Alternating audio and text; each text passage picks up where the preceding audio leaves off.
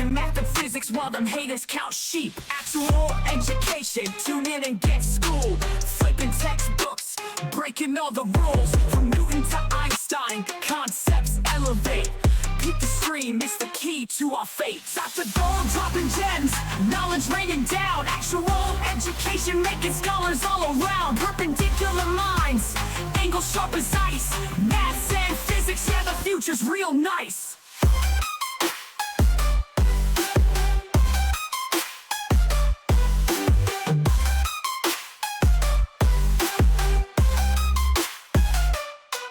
Got the Pythagorean triangles about to flex. Quantum theories on deck, breaking all the specs. Relativity theories, worlds getting small. Grasp the universal laws, standing tall. From the atom to the cosmos, we rolling deep. Grazing up the stars, no time to sleep. Black holes and supernovas, concepts we unfold. Brain power heavy, yeah, that's Dr. Gold. Dr. Gold dropping gems, knowledge raining down. Actual education making scholars all around. Perpendicular minds, angles sharp as ice. Maths and physics, yeah, the future's real nice.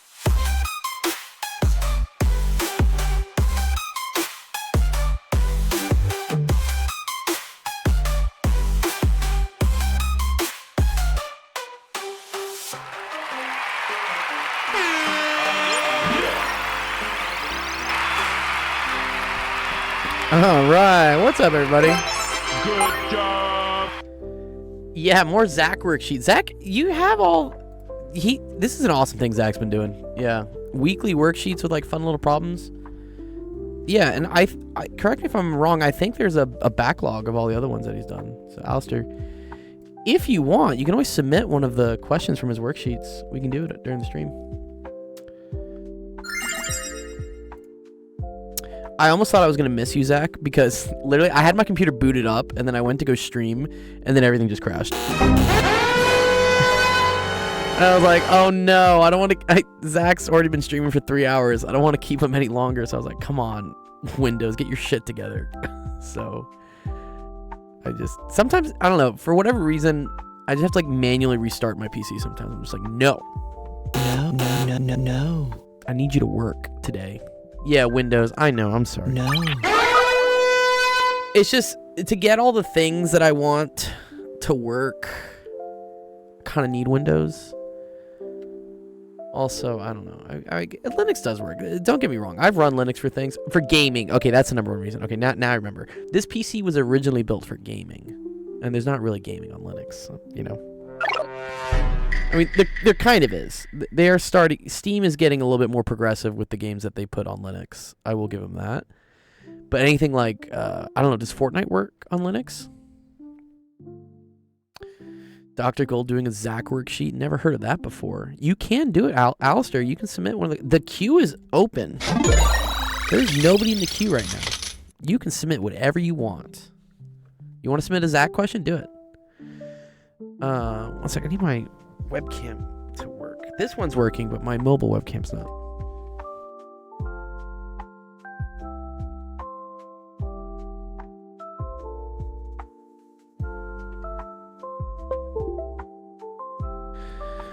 I always get nervous when I unplug and like plug something back in. I'm like, please don't short my PC. Some are calling Microsoft micro slop. Oh dear. Surprise, motherfucker. They are pretty sloppy, honestly, these days. I refuse to upgrade. I think I'm still at Windows 10. They've told me many times. They've warned me, being like, "This is end of life, end of life, end of life. Like, no more." I'm like, why? It works. I don't want to go to 11. 11 has like more slop. Disqualified. I don't want the slop. Get out. Get out. I just don't want it.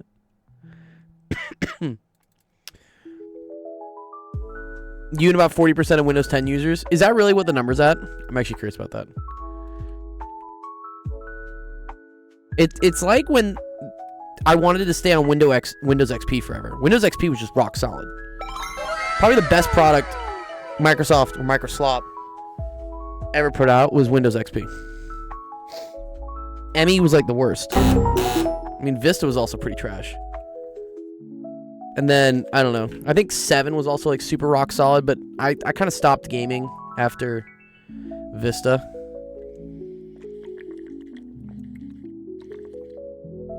So, I didn't really have much experience with, like, 7, 8, 9. And then, I guess, when I built this gaming PC, I was on Windows 10. But let's see, like, percentage. You know what? Who has this data? Steam does, right? Steam has this data. Steam operating system data. They have this. This is always cool. I always love watching the surveys here. Windows 9 was not a thing. Oh, it wasn't? Oh. Wait, then where did 9 come from then? I remember 7.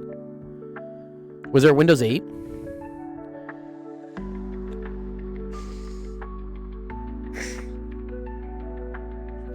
Yeah, I'm literally running Windows 10 right now. Let's see. They probably have the operating systems here.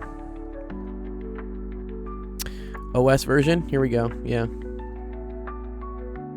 Okay, so actually it is a pretty high percentage are running Windows 11. 66%. This is gamers though, right?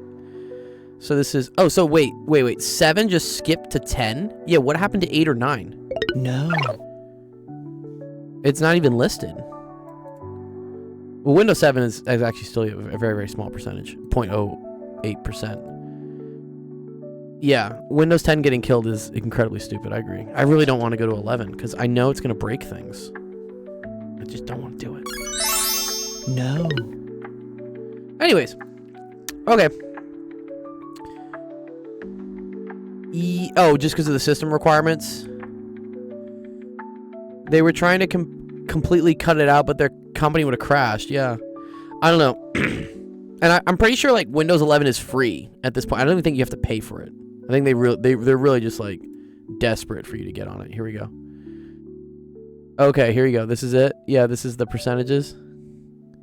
Wow, look, there was an uptick. Yeah. Okay, so still pretty high percentage here. You do have to pay? I thought it's free. They told me it was free. You can get it for free with only keys. Okay, maybe I have a key or something. Back in my day, the way to get Windows keys was to call whatever their call center was, which I'm pretty sure was like located in like Hyderabad or something. No. But I would just call them and tell them that, oh, I upgraded my motherboard and it's saying that I need a Windows key, and then they would just give you a new Windows key. Because technically, I think the key is usually attached to the motherboard. So whenever you replace the motherboard, Windows would say, oh, this is a new PC that I'm getting plugged into. Back in my day. I'm getting old, dude. I was building a PC and it said $100. Yeah, ew, no. I'm pretty sure you don't need to spend $100. Okay, so here's where I'm confused. There was a Windows 8, but there was no Windows 9. Why did they just not... What happened to Windows 9? Funny that 7 is still a decent percentage, though, right? So people really just don't like 8. 8, I guess, like, sucked. But 7 was decent enough. Yeah, I refuse. I really don't want to. I just don't like it. You know, I know they're just going to include more AI garbage and, like, Copilot shit, and I just don't want it. No. Okay. Anyways, enough yelling about Microsoft. Microslop. Welcome, everyone. Yeah, it's, what day is it? Tuesday. Nice. Okay, cool. Awesome. Some announcements. So, yeah, we're going to have 2 new streams this week. Oh, yeah. I did these in the Discord. I made, like, a cute little announcement for you guys. Yeah, here was it. Where is it? There we go. Yeah. Okay, so first up is we're bringing back the Golden Hour podcast. So on Saturday at 1 o'clock, my time zone Pacific, if you go to Discord, this will always show you like what time it is in your time zone. We're going to have a podcast series with Ramton is going to like take the lead on hosting this. And the idea is to kind of discuss math and science stuff in plain language for you guys. I know a lot of our audience is high school students. Even if you're not a high school student, maybe some people are varying levels of math comprehensive. What's up, nerds? Oh, yeah. Who's ready for more optics? No. Don't do it. Please, no. Oh, I see. They thought it was a major upgrade, so they just skipped 9. That's a poor excuse.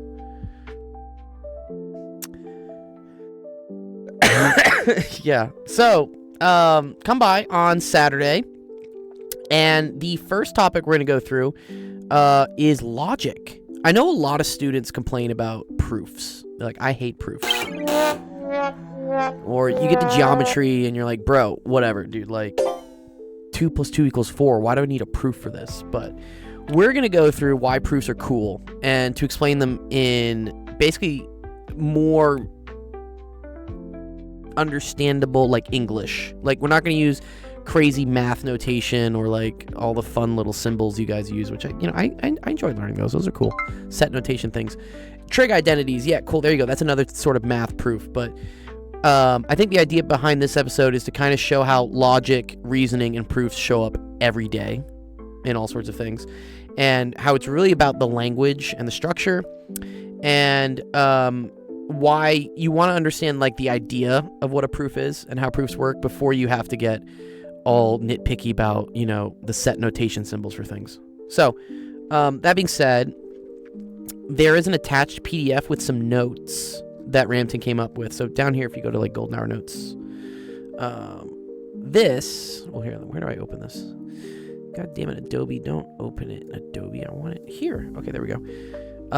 This is kind of an idea of what Ramton wants to cover on Saturday. So I guess we're going to do like some Boolean logic, and then he used some ChatGPT to kind of come up with like the different types of proofs. So direct proofs, proof by, I know these, proof by contrapositive. These are fun little logical, not fallacies, but logical strategies for things.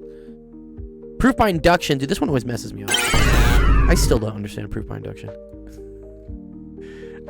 Cases, equivalents, yeah, construction. We're just going to talk all about this. And, I'll be probably coming into it as new as you guys are as well. So don't worry if you know nothing about proofs. We're here to teach you. Proof by intimidation, yeah. There will be a VOD for it, of course, yes. And to kind of like sweeten the pot with things, basically anyone who shows up to that stream is going to get entered into a $10 gift card giveaway. So come on by on Saturday. If you can't make it to the stream, you can also submit a question ahead of time using the thread down here. So read the note. Make it like a question that's relevant to what we're going over. So, don't ask me what my favorite color is. But if you want to ask something about proofs, that would be cool.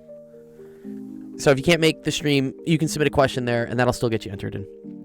And then also, okay, on Friday, I know we tried to do this like 2 weeks ago, but we're definitely doing it this Friday. Narosky said he's totally available and doesn't have any vampire duties that he has to show up to, any emergency vampire duties. But on Friday at 4 o'clock, we're going to be doing the Gilded Method stream. And so this is going to be hosted by Narosky, who is an awesome math competition guy.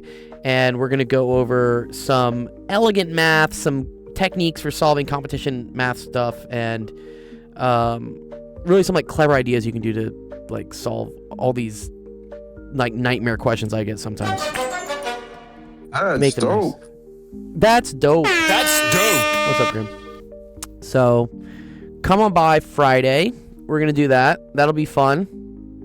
I love getting better at competition math because I used to absolutely hate it and abhor it, but it's been better. So, Friday. And then, okay, for also Friday later, after the Gilded Method stream, we're going to do Recess. So I promised you guys this year I would do more video games with you guys, and we've had a lot of fun, actually. We've done Fall Guys, we've done Fortnite, we've done Rocket League. Rocket League was a huge success. So we did it last time, so I didn't include it on the vote for this week, but next week I'll include it. I want to make sure there's like some variety in the games. So if you go to the Poll of the Week channel, you can cast your vote. What about Among Us? We could do Among Us. Suggest it, dude. So if you go here to this, if you go to the topic here, you can always suggest a game for next week. So for this week, since you're right there already, you mind suggesting it for it? No, just type it. You just gotta type it. Grim, you gotta type it if you want to do it. Linear algebra is killing me. Oh no, Oates. Let us help you. We're gonna do some math help here in a second. Submit it to the queue. Yes, we will do it. So Friday, the votes are for Fortnite, Roblox. Someone suggested Valorant, so I added that one this week. Someone also suggested Warzone. I added that. And then there's always chess. And then the other. But If you vote for other, we're not going to pick other for this week. This is for next. What's up, Star Prod? So yeah, that's all the news for what's happening this week. And I can't really think of anything else. Grim, you feeling better? Look at the office hour chat. Okay. I'm gonna look at the chat and then we're I gonna got my thing removed. You got what? I got the boot now. Oh, geez. Well, that's that's feet. You know, you shouldn't. You don't want to give out free feet pics, dude. These are worth money, dog. Oh yeah, you're right. Dang. Especially Okay. dog feet like these. Yeah. Okay. So you got the boot, or you got the boot taken off? I got the boot today. Oh, you I got the my boot. splint / cast taken off, and I got my stitches removed too. Oh, good. All right. Yeah. Hell yeah. Grim was recently That's a good involved process. in a car accident, and he's feeling better. So we love that. Hell yeah. Did they tell you when you can like walk on it again? It's probably like 6 weeks. No, but they told me, like, they kept emphasizing the fact that do not stand on it. Do not Yeah, stand don't on do it, because like No. this is like, so there are 2 fractured bones still. Yeah. So they put the titanium nails to hold one like fracture in place and like make sure everything's good. But then there's 2 more left. One on the right side. There's this one bone that's like, I don't know how to explain it, like hollow basically. Like it's like this skinny There's a lot of bone. bones in the feet. Yeah. Like, yeah, it's diverging to the right, and then like it just comes back to the bottom. At the bottom, it's like broken. And also like at the middle section, like, wait, here, let me turn on my camera so I can show you. Like You're gonna middle show me section all your right bones? here, Yeah. right here, that's fractured too. So it's this one and this one at the bottom. Yeah. Dude, car accidents are no fun. Oh no, they ain't. There. Okay. Well, I hope we learn from something from this. I don't know. Maybe like be a little bit more alert I when people are do. doing. Well, you gotta be alert when people are I doing dumb saw shit on him. the road. I saw him. I Yeah, saw well, him. I was gotta just move. like, You gotta move out of the way. You gotta surely move out of the he's way not from gonna- him. Surely he's not gonna be dumb enough to do it while I'm approaching. Boom. Yeah. Fails. Boom. I Yeah. tried moving away. Tried moving to the left. Boom. He moves There's again and gets in my way. a good quote here, which is I'd rather be alive than right. So a lot of times you can be like, oh, I was in the right. Yeah, but cool. But I'd rather be alive.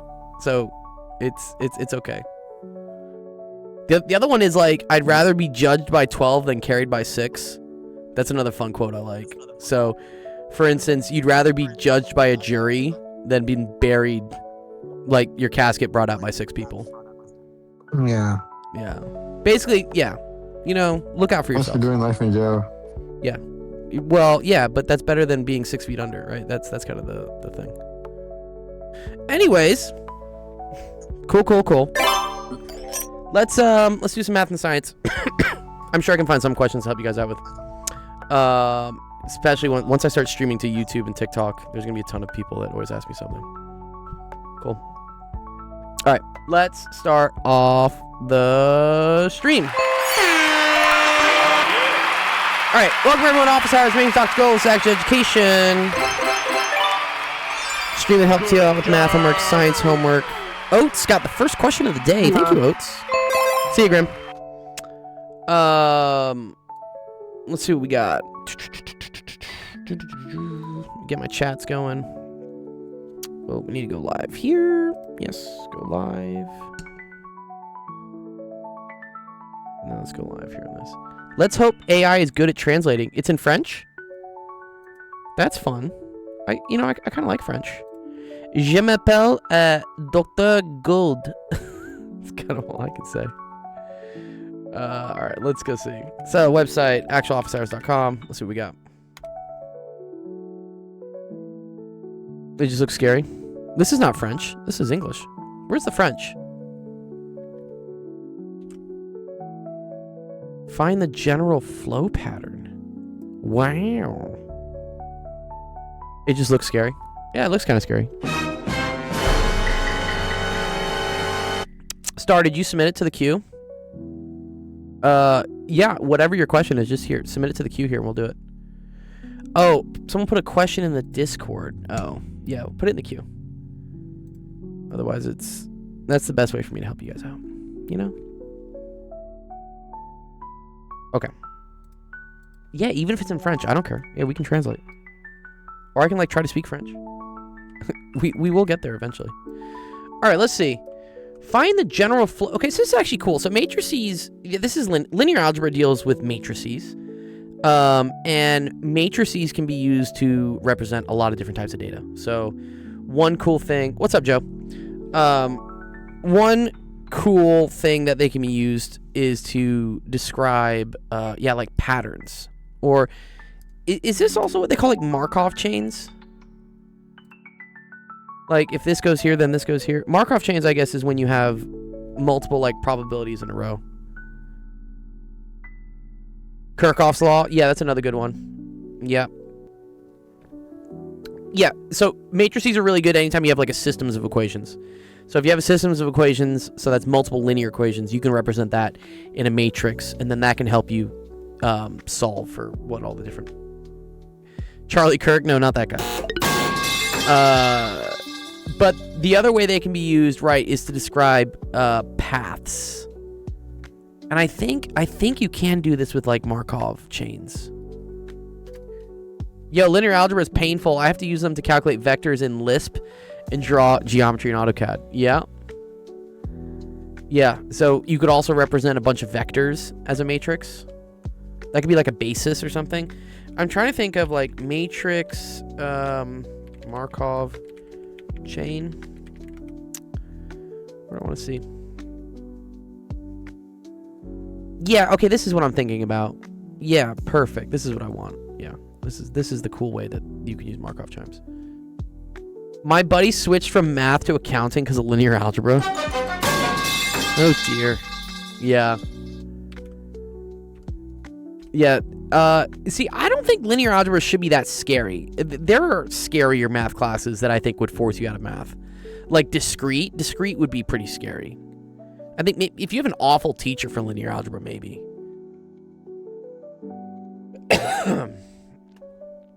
Yeah, vector after vector. So this is another cool way to kind of look at things. So, let's say, for instance, these were like different states. Like this is like, for instance, like state 0, right? And then when you're at state 0, you could go to state 2, or you could go to state 1. And like the probability of going to state 1 is 2/3. The probability of going to state 2 is 1/3. You literally have a discrete test tomorrow. Dude, TikTok's too funny. The second I start saying certain math words, it starts showing this towards those people. Tyrone, like, yeah, TikTok knows you have a discrete test, and because I said discrete, it was like, yo, show them the video. Oh. I actually don't know any discrete. But I have friends that do. Yeah. Right, linear algebra doesn't have to be scary, but this is a cool way of like how a matrix can be used in order to, describe like different ways of going places. So, you can represent every step in terms of something like this. So, for instance, I think they call this like the start, right? So if you start at 1 and you end at 1, or start at 0, I guess. Actually, I don't know if this is a distribution. We don't really care about this. Sorry. This is what I care about. This shows, for instance, if this was like 0, 1, 2, 3, 0, 1, 2, 3. I want to say this is like where you are, and then this is where you're going, right? This is like start, and this is like end. So, for instance, if you're at position 0, you have a 2/3 chance of going to state 1, a 1/3 chance of going to state 2. But then if you're in state 1, right, there's only one way to go. You have to go to 3, which means that's 100% chance. So that's why the 1 row and the 3 column intersects with a value of 1. So it's like storing a lot of data. It's storing a lot of information about the system into a nice packet of like numbers and stuff. Linear algebra is used a lot in machine learning, for sure. Anything AI based uses a lot of what are called like support vectors. And it's a lot of probability things like this. A lot of probability matrices. For instance, you could think about state 0. A lot of like how AI works is it looks at what has been said already and then uses that to predict what would be most likely to be said next. So if let's say like state 0 was the weather is, let's say like that part of the text had already been like completed into state 0, then like state 1 or state 2, this could be like, for instance, like good, and state 2 here could be bad. So the AI would say like, okay, when describing like the weather is, it's more likely to say that the weather is good versus saying the weather is bad, and it weights. This is a very simple explanation of how like AI works, but it's the same idea of you have a matrix describing all the different possible next words that could happen and what the probability of that next word being is based on what the previous set of stuff was. Yeah. So it is used a lot in those types of stuff. Yeah, in digital logic design. Exactly. Yep. You've probably seen these. So, Tyrone, these are also used in what are called like finite state diagrams, like FSMs. These use a lot of FSMs use a lot of this type of notation, and you can also again describe the information here in a matrix. And then based on this matrix, there's like a lot of fun math you can do to, for instance, optimize for like what's the best way to get from like 0 to 3. You know, do I want to go 0 to 1 to 3, or do I want to go 0 to 2 to 3 or something? Yeah, it's very cool how it all works. Yeah, finite state machines. These are great. Did I say that right? Finite state machines? Or sorry, I said finite state diagrams. Sorry. This is an FSD. And then this is an FSM describes like how it works. Yeah. Yeah. Linear algebra is used a lot in computer aided in CAD type stuff. Tool paths. Yep. Yeah, exactly. Yeah, a lot of like 3D printers and stuff. You got to think about, hey, there are many ways that we could create this shape. What's the most optimal way to do it in terms of like time and materials and stuff? Yeah. But this is cool. I remember like seeing this and I'm like, oh, this is cool. This is how you describe it as matrix. So going to your question here, Oats. I feel like this is kind of related to this, right? I'm trying to think. These look like nodes. Yes, and optics. I don't like optics, but yes. A lot of computer graphics and video game stuff. DFA, deterministic finite automata. Well, I don't know what that is. Okay.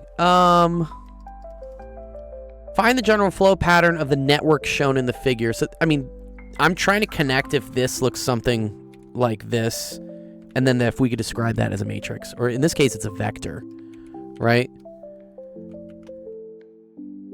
Oh, that's what CS people call FSMs. They call them DFAs.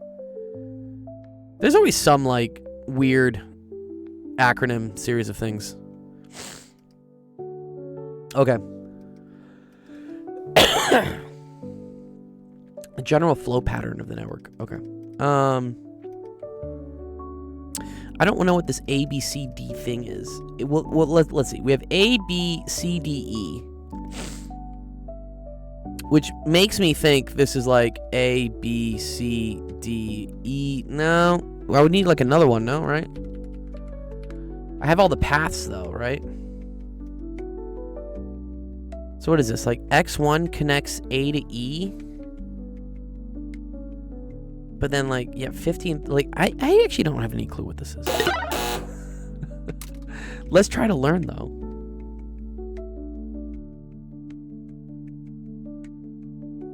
And then it says, assuming that the flow must be in directions indicated, find the minimum flows in the branches denoted by X2, X3, and X4, and X5. The flow in the branches. It's okay as a first question. No, we gotta seed the pot somehow. But here, I'm gonna learn. I'm gonna learn alongside. I'll show you like what I would do. You know. First of all, I like Gemini these days for at least for image recognition. ChatGPT tends to fuck up on like image stuff, and I'm gonna put each part individually.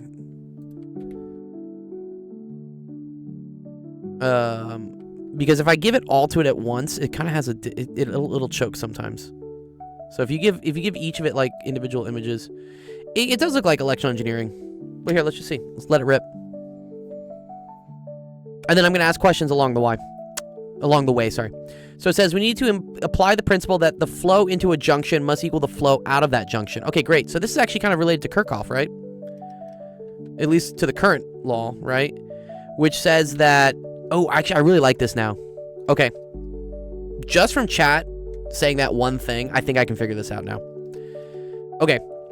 They said that, for instance, the flow into a junction has to equal the flow out of a junction. So let's look at junction A, for instance. So at junction A, the flow in looks like it would be... Well, first of all, I can't even see how these are fucking labeled. Okay, I assume this right here is x2. So x2 plus 40 is coming in, right? Right, so we got x2 coming in, we got 40 coming in, and that has to equal to what's going out, which is x1 plus 80. Perfect, Psycode, yep. Yeah, right, and now from this, we can make an equation from this. It's actually really cool. So I could say this is the same thing as, let's say, x1 minus x2 is equal to negative 40, right? If I move that over. So that's an equation, right? And that's just for one. That's for junction A. Let's look at junction B, for instance. So B says that x3 and x5 are coming in. So x3 plus x5 has to equal what's going out, which is x2 plus x4. So if I wanted to write this in kind of, you want a form where you have variables here equals to just a number. This would be negative x2 plus x3 minus x4 plus x5 is equal to 0. Okay? These are going to be important, right? This is like one of the equations. This is another equation. If we look at C... we have 80 plus x6 is coming in.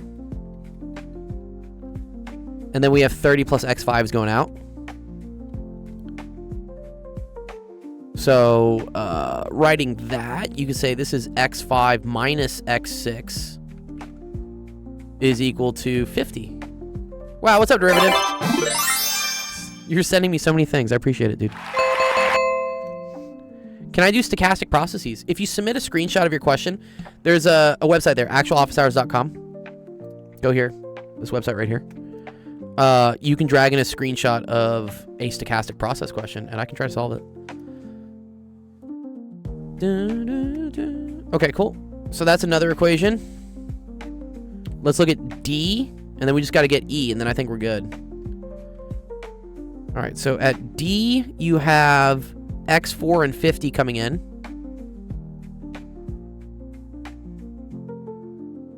And then you have x6 and 80 coming out.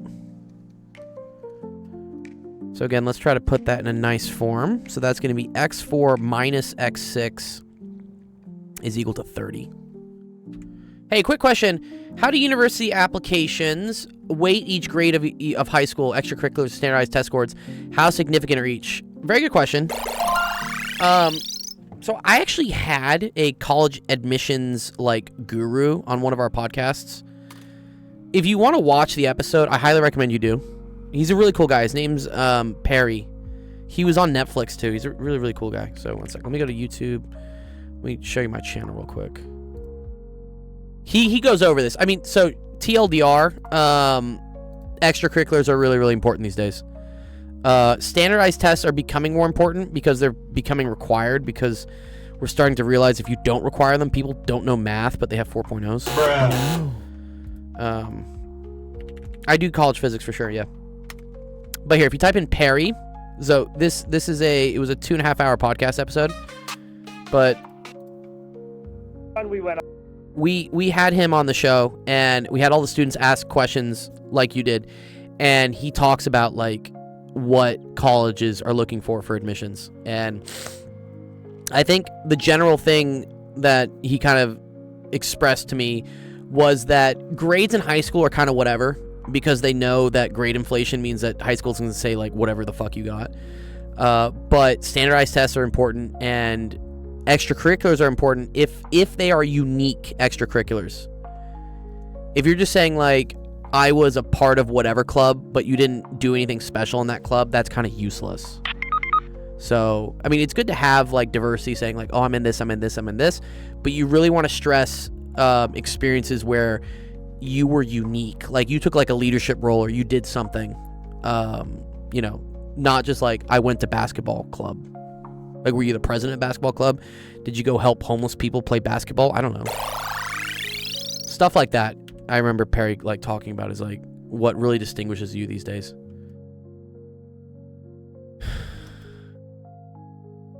Cool. You're applying for engineering at MIT. Long shot. No, long shots are great. And want to do extracurriculars like building things. So I would say go do robotics. Robotics is great if you want to get in engineering. First robotics, especially. That's what I did in high school. And then, yeah. It's also good to have like community service stuff, showing that, you know what, actually, I just noticed this. You guys have talked about this, right? This schoolhouse thing before, right? I think you guys have talked about this. Schoolhouse, whatever this, yeah, free online tutoring, which is kind of what we do. I guess we do it on a stream, but you can do this just to rack up hours. There's another one. What was it like? Free tutoring online. Upchieve. This one as well. I thought this was cool. I think you can also like volunteer here. So yeah, volunteering and doing stuff is great. So I learned about this just in my like travels of the internet. I was actually wondering where we ranked, because we do a lot of free tutoring here on like live streams. I was wondering, if I type in free tutoring, where do I show up on the ChatGPT search results? And I found these other things. When I was in high school, vocational classes were heavily pushed, such as networking, drafting, broadcasting. Would those be relevant today? I don't give bad advice to my nephew. I think they can be useful for showing that you're a diverse, like, you know, individual, for sure. But if they're taking the place of, let's say, for instance, taking an AP class in AP Physics or AP Chem, you should prioritize those things first, I think. Yeah, isn't that cool? Yeah. So it's very interesting how AI is changing the whole search landscape, Fanatic. It's actually kind of messing shit up, because when you Google things, there's usually like 10 results, right? And, you know, the first one gets a lot of clicks, but the second one still gets like 10 or 12%. In the AI world now of researching things, if you're not number one, you get like 0 clicks. You done messed up, AA Ron! So they're talking about how this is creating kind of an issue in the whole SEO space, because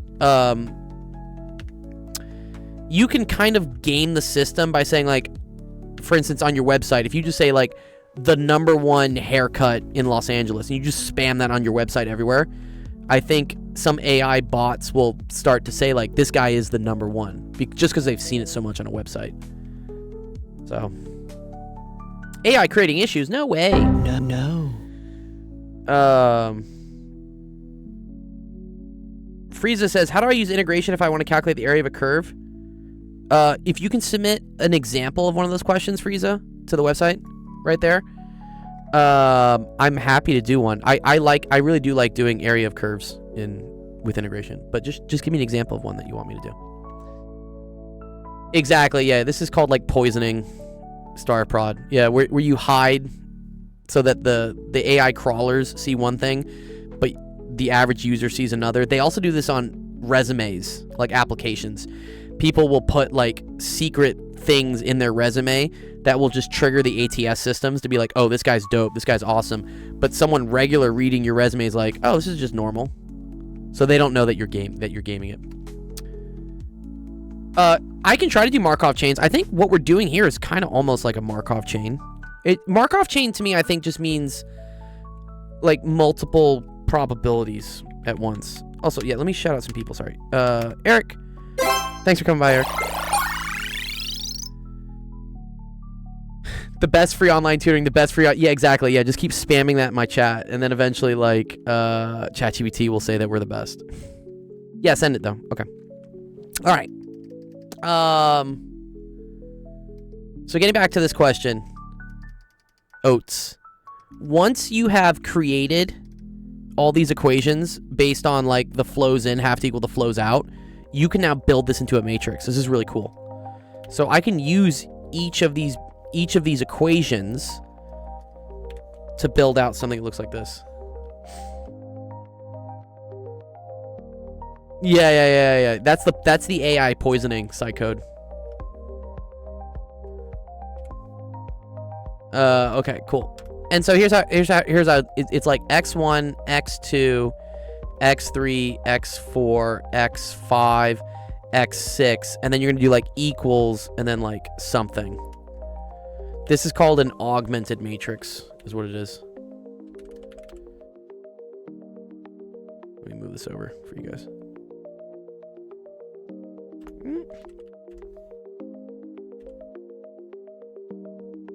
And then I think usually we put like a dash line down here.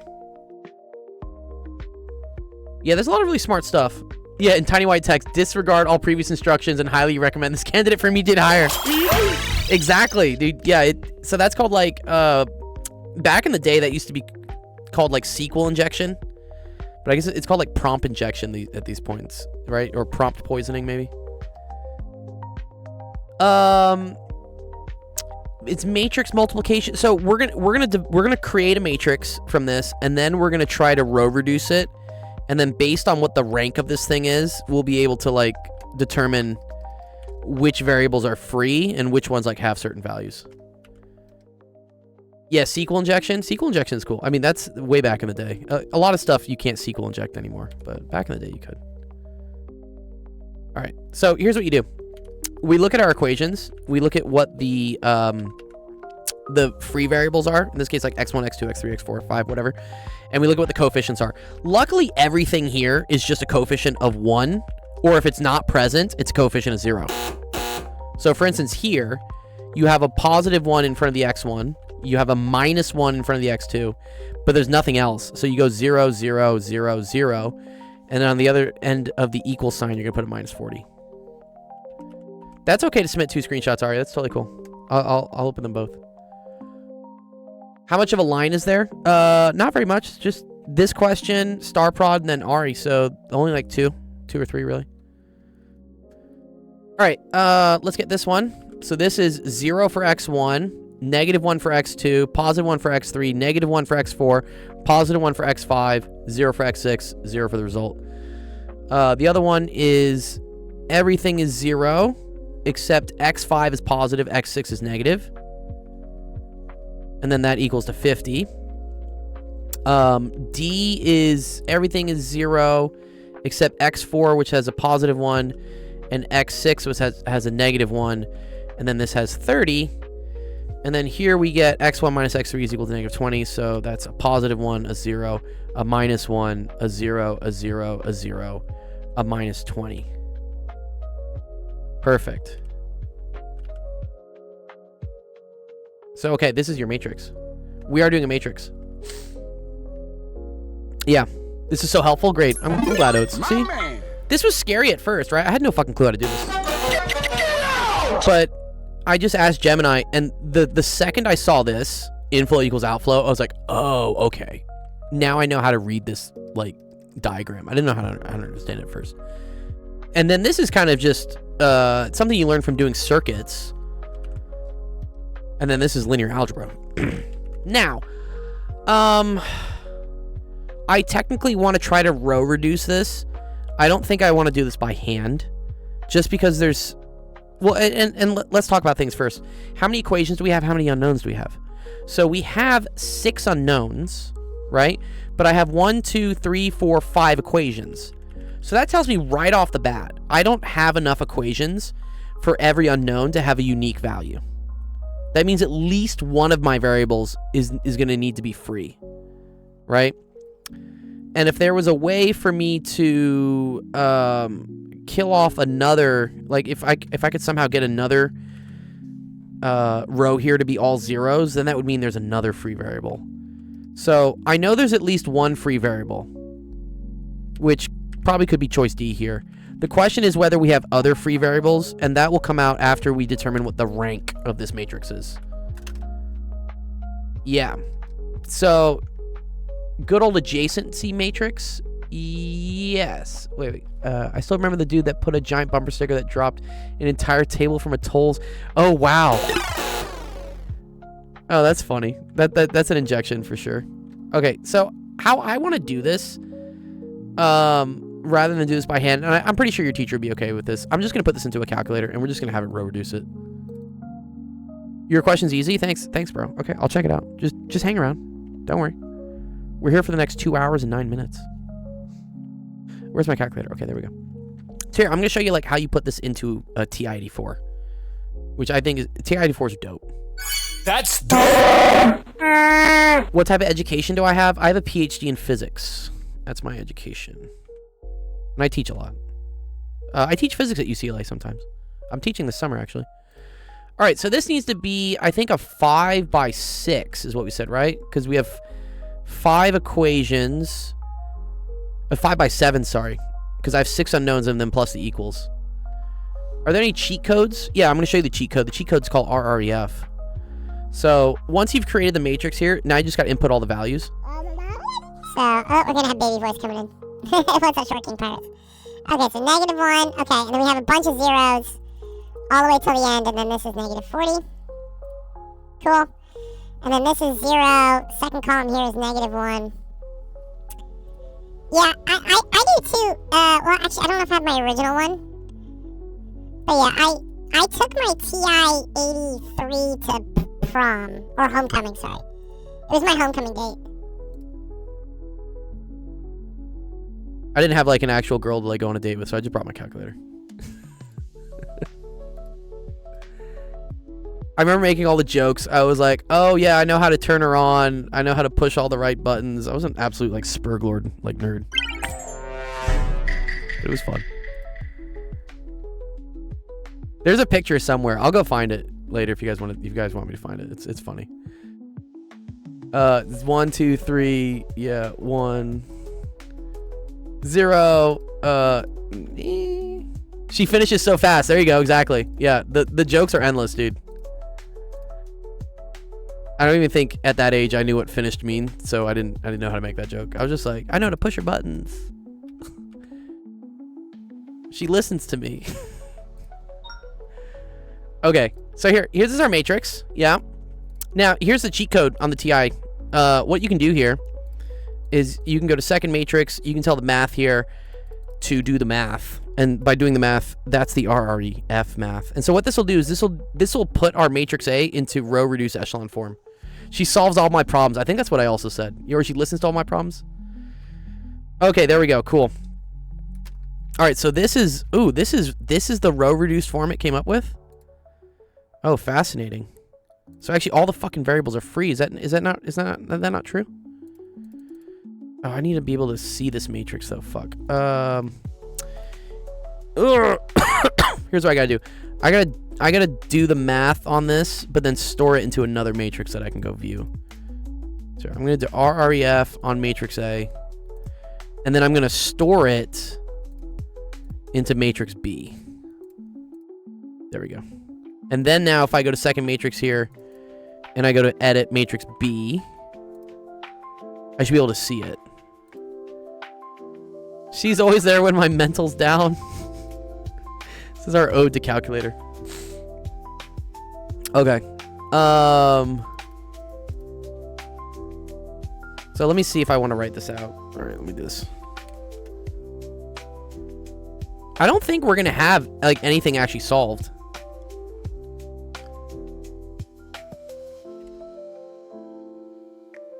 Let's see what we got. I'm going to try to like take a screenshot of this. So There we go.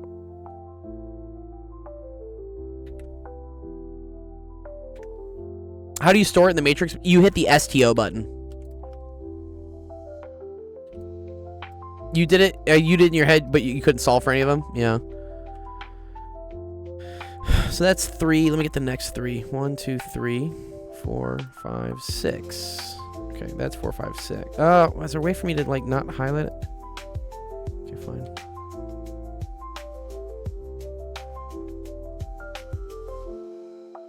Okay. So this is 4, 5, 6. And then let's get the last ones. Oh, so it actually didn't row reduce fucking anything, did it? Right, there are not. Yep.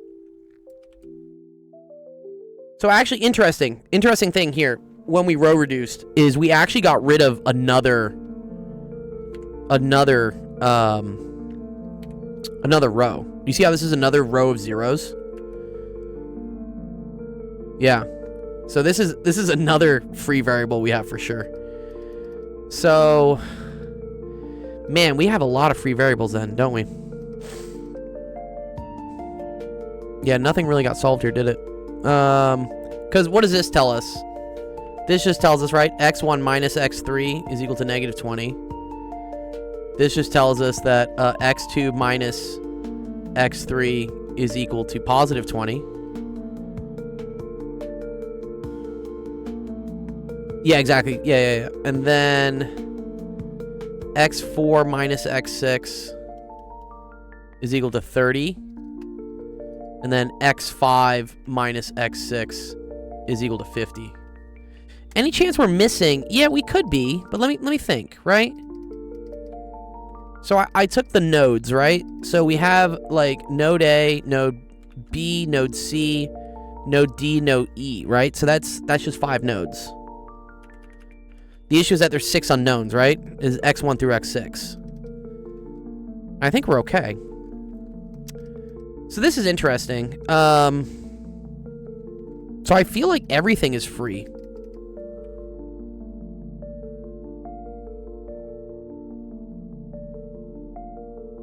X1 is free. Or what this would say that like if you fixed one of the variables, you could find the other ones.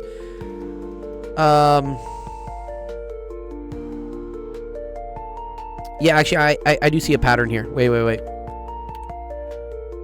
I think if you have x3 and x6 be free variables, then you can define x1, x2, x4, and x5. Do we see the similarity there, right? So for instance, x1 is equal to x3 minus 20. x2 is equal to x3 plus 20.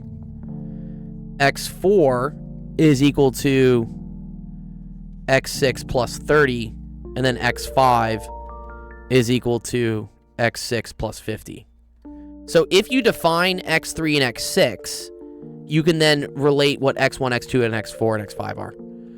So, I want to say 3 and 6 are free. Cool. Which is this, right? And then here's our solutions. I think it's answer choice C. And then if you want like what the individual what these things are, that comes down to these. Yeah. Let's see what Gemini said. I'm curious. Do I like physics or math? I like both. My degree's in physics, so let's see what it says. Yep. Look at this. Gemini agrees. X3 is free. X6 is free. Correct answer is answer choice C. Nice. We did it. Good job, guys. Wait, where is it? That's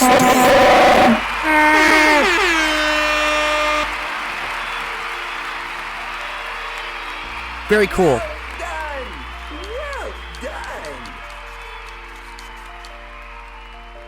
Nice. Okay, Oats. And then yeah, if you wanted to see how I stored it in the matrix, it's this. This is the picture we use. This command here. And then it comes from this button here, which is STO.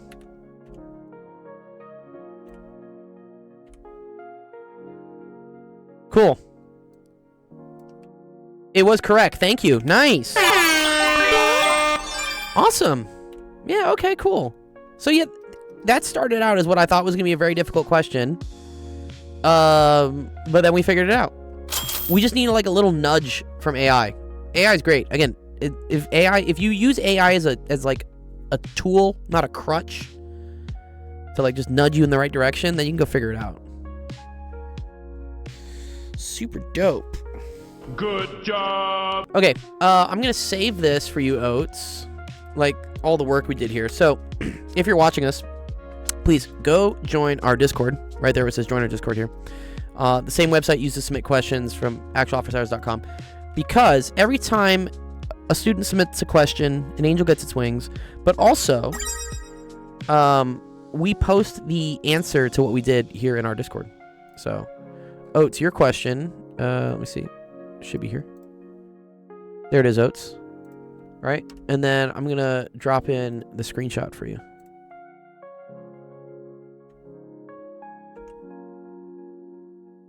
Let's see if I can drop in screenshots today. There you go. Nice. And if you're in our Discord already, you get points for asking questions. Oats. There you go. Oats 209, I think. Is that you? You just gotta... yeah. 209, that is you. Nice. Congrats on your first bond coin for asking a question. Yeah, and every time you ask questions and stuff, you earn credits towards redeeming for like awesome fun gaming gift cards. So yeah. Isn't there a 350-page proof or something proving 1 + 1 = 2? For extremely well, well, that sounds like some like discrete math or real analysis type shit. All right, let me see. Okay. This is in French. What do the points do? So when you build up, so in our Discord, Mathematician, you can earn points for doing well in school, asking questions on the stream. If you play an instrument, show me you practice, that gets you points. If you go outside, touch grass, and like get some steps on your pedometer, that gets you points. And then after you get 10 points, I'll buy you a $10 gift card to like whatever. PSN, Xbox, Steam, V-Bucks, Robux, whatever you want, as long as it's like gaming related. Autocop sent you to jail? What? Psycho, you can say whatever. Here, Psych, let me just make... I think if I make you mod, it'll like let you do things. Let me just do that for you real quick. How do I make you a mod? There you go. Now you're a mod, Psycho. So it shouldn't give you any shit for like saying shit. Okay.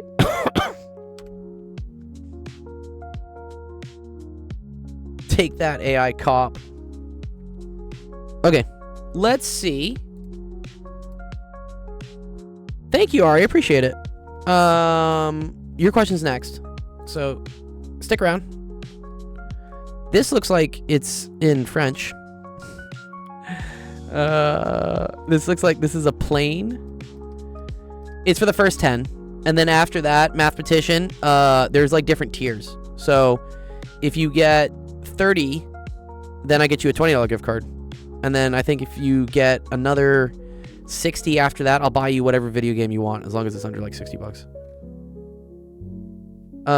Determine le nom, yeah, you can't just keep churning 10s. Yeah, no. It's meant to mimic what happens in video games where, you know, like the later levels take more experience to get, but then you also get more rewards. That's kind of how it works. It takes more effort, but you get a bigger reward. Yeah. AI should be able to translate. Yeah, let's throw this in chat. Omelette au fromage. See, translate this question so I can try to solve it. Please.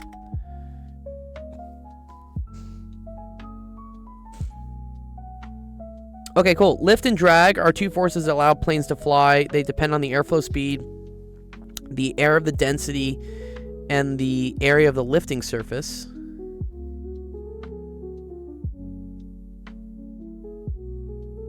Yeah, exactly. Drag is equal to that. Lift is equal to that. Given the numerical values, determine the magnitude and direction of the vector corresponding to the sum of the weight and the aerodynamic resultant when the glider's angle of inclination is 7 degrees. Yeah, mathematician, what'd you submit? He says I got a sleep dog. What'd you give me here? Network of resistors? Yeah, this isn't too bad. Show the resistance of the network resistors. Calculate the current in the 60. Yeah, here I'll do this. Let me look at this real quick. I get that it's late for some people. Let me get this like laid out for what we're gonna do, and then I'll solve yours, mathematician, real quick, and then I'll come back to this, and then Ari, I swear I will do yours. Let me just get all this. This is the French.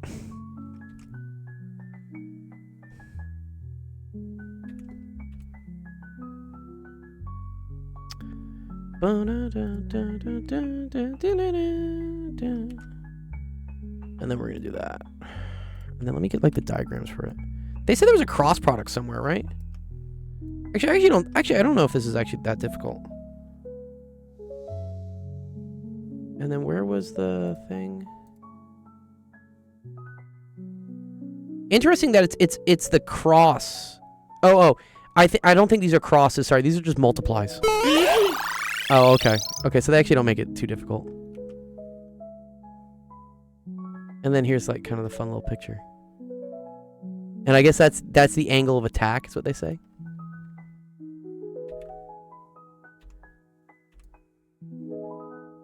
Oh, let me just do this. I think we can do this real quick. This is actually not too bad. So yeah, I assume trainee is drag.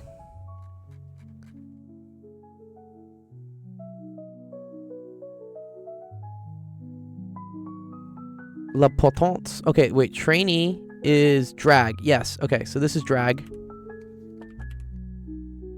Yep. This is lift. And then poise sounds like weight. Right? Cool. And I think they just want to know, like, what's the overall,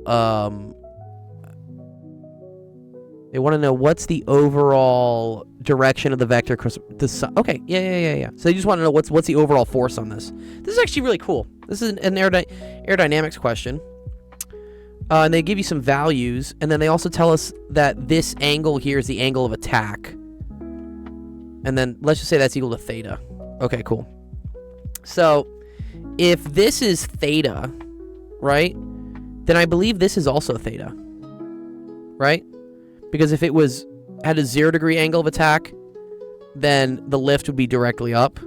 Okay, and if that's theta, this is kind of by the, what we call like opposite angles like theorem, right? This is theta, this is theta. So this is also theta. Great, okay. So then you just need to like do sum of forces in the x direction. Sum of forces in the y direction, right? So if we look at the lift, right? Lift has two components. It's going to have an x and y. So this, for instance, is like F lift in the y direction. And that's going to be equal to FL cosine theta.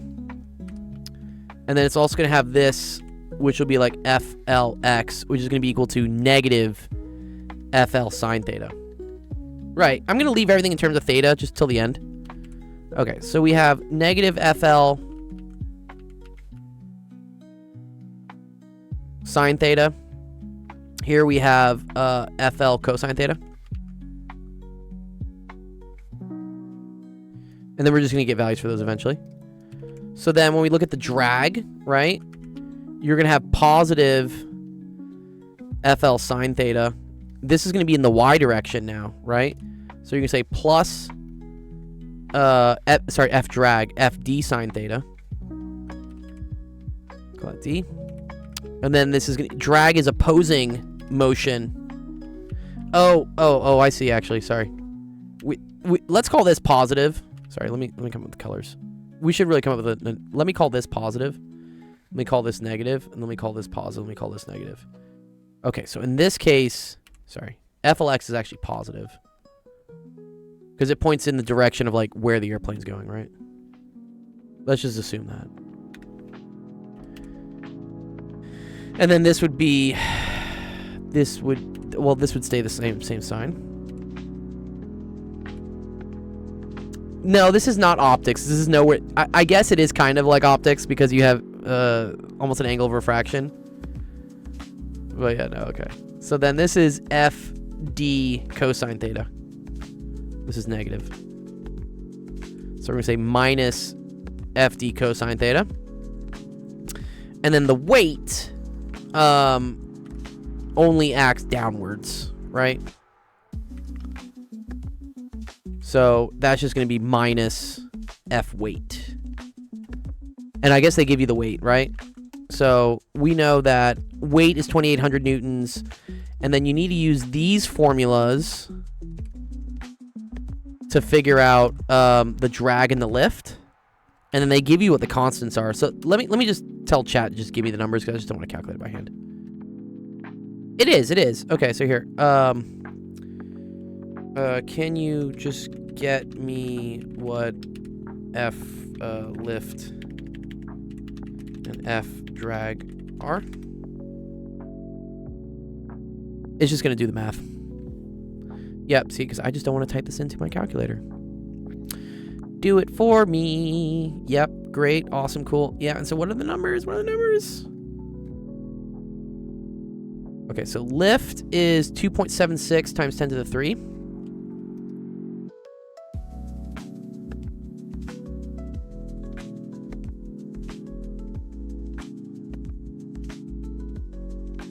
And then drag was 4.15 times 10 to the 2.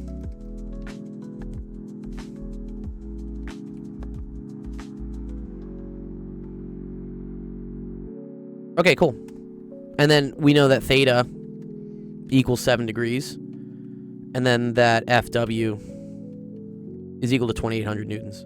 So yeah, that is just addition, right? Well, this was all multiplication, figuring out lift and drag. There we go. We could just put this, right? So this was FL. This was FD.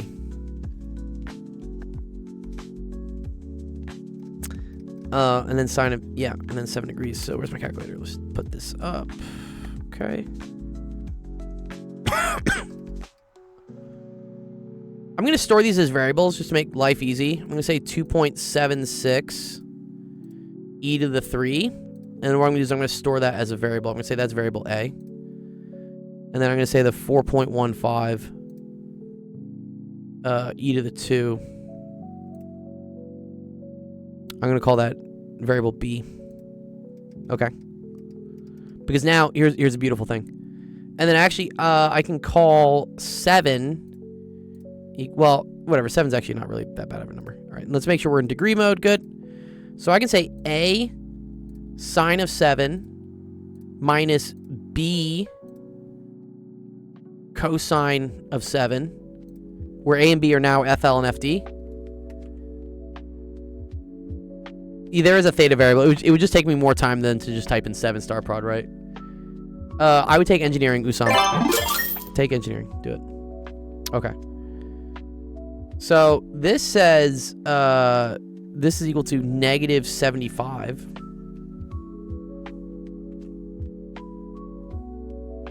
.5 newtons. And then let's see what this is. So the thing is slowing down. You done messed up, Aaron! But let's see about the y direction. So we have A cosine of 7 plus B sine of 7, then minus 2,800, and that gets us negative 10. Negative 10 newtons. Okay, cool. So interesting. Did you ever have insomnia in your life? No, I'm pretty good at going to sleep these days. Just reading a book really helps. Great. Okay, so I mean, this tells us, right? I mean, this kind of makes sense. The airplane's trying to go down. So the sum of the forces in the y direction is down. What's interesting is that the sum of the forces in the x direction is actually negative. So it's actually slowing down in this direction, I guess, technically. Let's see if that makes sense. Engineering is super hard. Yeah, it can be, but it's worth it, you know? Right, because FD is going to be small. You see how CT was equal to 0.06 compared to 0.4? So the lift is a lot more important. But it was sine of 7, and that's very small compared to the cosine of the other one. Yeah, do you know what the actual correct answer is? Sorry, what do they want eventually? Determine the magnitude and the direction? Sure, okay. So the magnitude, that's equal to the square root of 75.5 squared plus 10 squared.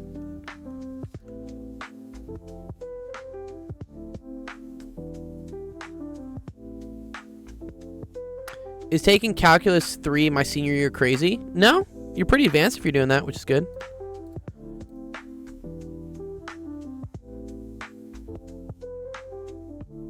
All right, plus 100. Square root of that, 76. So magnitude is 76 newtons, 76.2 newtons. And then the direction. So if it's going to the left, sorry, to the right, sorry, 75, because we said this way was positive. 75.5, and it's going down 10. Then this angle here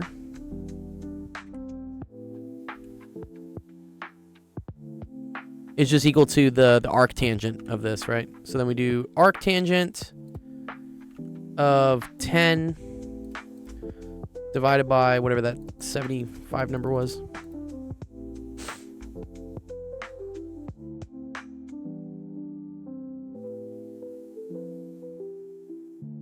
Oh, you sent it? Okay, cool. I'll check it out.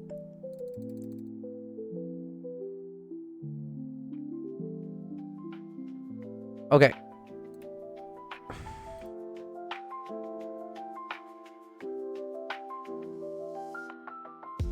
What do we get? Oh, so 7.54 degrees. 7.54 degrees below the x-axis and pointing to the right. Okay, let's see what they got. They got slightly different. They got 74. Ooh, interesting. Okay. So did we have the same numbers? Let me just see. So, potence, 2.76 times 10 to the 3. I agree with that. Cool.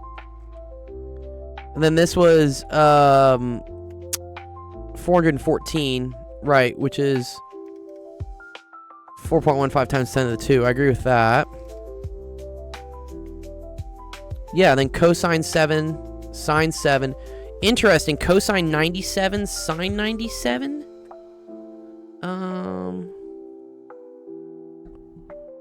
One thing fascinated you in learning about physics and math is because most people don't get math. I like problem solving, and math and physics are a lot of like puzzles and problem solving type stuff, so I fuck with it. I like it. What did I get? So wait, let's see here. I got 74.69.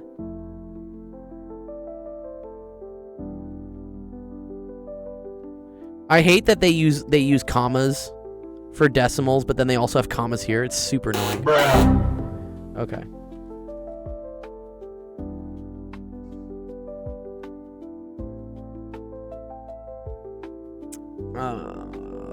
Okay, wait. Trainee, I agree with the 7s. Potence, they used cosine of 7, cosine of 97. which I think is the same as the negative sign. Interesting. They got negative for potence. So they're calling this direction negative, and they're calling this positive.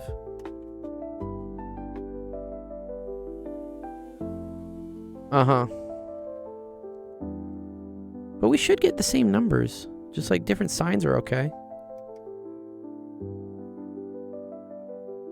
Let me see.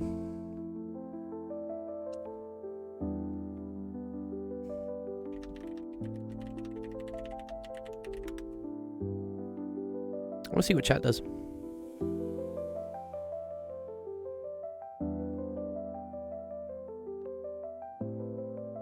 Yeah, cosine of 97 is the same as sine of 7, right? Yeah.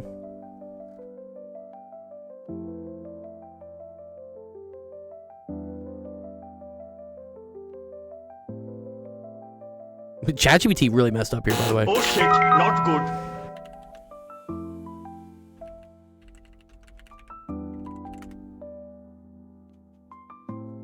Right? Yeah. Cosine of 97 is the same as sine of 7. So the potence... Well, also, and I think there's a negative on it, though, right? Cosine of 97 is the same as sine of 7, but negative. Which, that's what I had here, but I had this being positive. Negative sine of 7. Yep.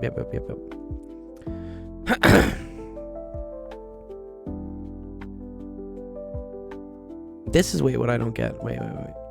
This I should have gotten as like bulletproof. Right? And then this minus 2800, they got 5. What did I do wrong here? Excuse me? One sec. Let's make sure we have this right. That's right. A is 2760, yeah. And then B is, I said 415. They said it's 414.72. Shouldn't be that big of a difference. So A cosine of 7 plus B sine of 7. Yeah, it gets you 20. I get 2790. They get 2794. Is it really that much different? No, but we have the same values for lift and drag. Right? Although, oh, I see. Theirs is 2764.8. Okay, so wait, 2764.8. Let's see if this makes a difference. A plus 414.7. It could just be a rounding error.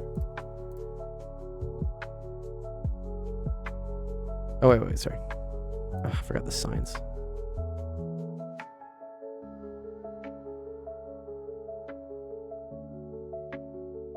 Bro, do mine. Oh, mathematician.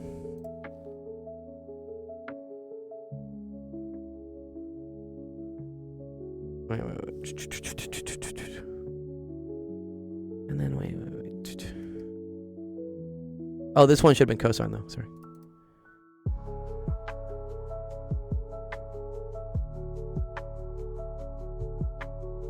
Cosine. There we go. Now, cosine of... Sorry. I'm getting topsy-turvy. It's not of A, it's of 7. There we go. Okay. It's just a rounding error. All right, fine. Whatever. I was less precise in what I did. It makes sense. We get the same answer. Okay, cool. Awesome. Yeah. It's just rounding. I just don't want to round. Or I don't want to carry all the digits. Well done. Okay. Cool.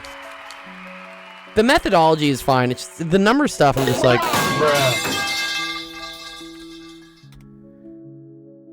the French don't use pi equals 3.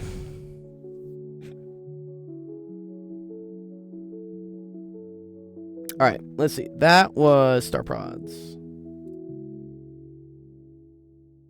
It's cool because I've actually been talking to a like an aeronautics nonprofit that is in Compton, and they were actually just asking me to try to make like a fun little tutorial video on like lift and flight shit. So that's actually cool, Star Prod, that you literally just asked me that question. I was looking at this earlier today. Okay, let me pull in Aria's. Let me see how hard Aria's is gonna be. What a coincidence. Okay. Why are you solving problems in French? I forget.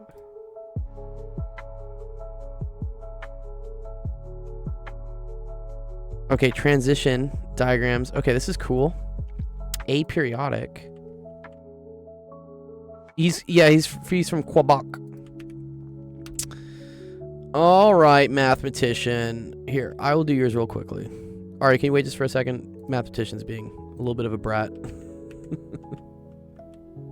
Do mine. I do understand you have to, well, you have to tell me, where do you live that it's late for you, that you have to go to bed? Thanks, Aria. I appreciate you for understanding.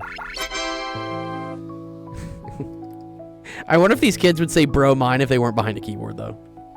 That's always the thing. It's always the keyboard warriors. Okay. 6 volts. Bunch of resistors. Cool. Sorry, dude. I need 10 hours of sleep. Get the fuck out of here, dude. What? You need 10 hours of sleep? The fuck are you doing with 10 hours of sleep? 10? Dog, chill. 10 hours of sleep?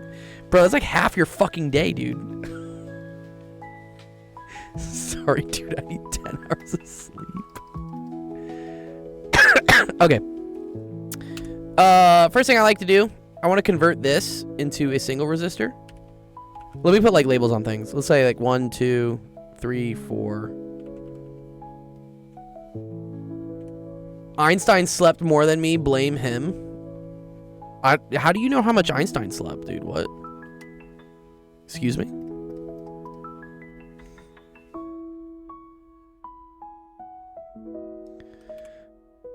Okay. 1, 2.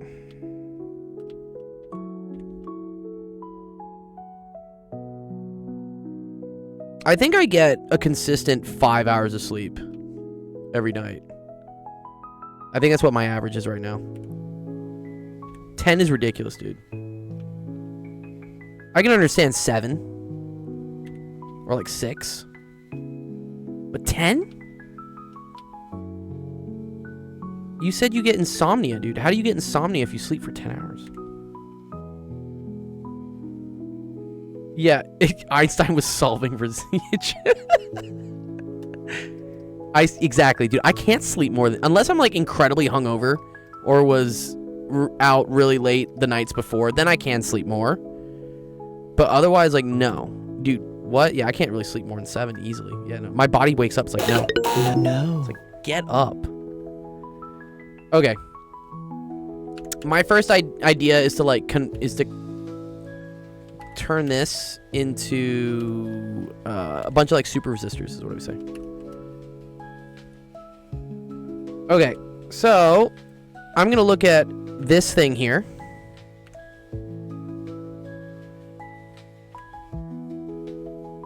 Good man, thank you, dude. Okay, and I'm gonna call this like resistor 1, 2. So this whole thing's gonna go away, and we're gonna replace this with R12. Where R12 is equal to R1 plus R2. Then we look at this. I should like put the things above here. And I'm going to look at these two things as 3 and 4 being in parallel with each other. So now we can call that R34. Where 1 over R34 is equal to 1 over R3 plus 1 over R4. Looks like those resistors in the series can be added in the two in parallel. Yep, exactly. I agree. He has insomnia because he sleeps for 10 hours. I guess that makes sense. I thought insomnia is when you don't go to sleep.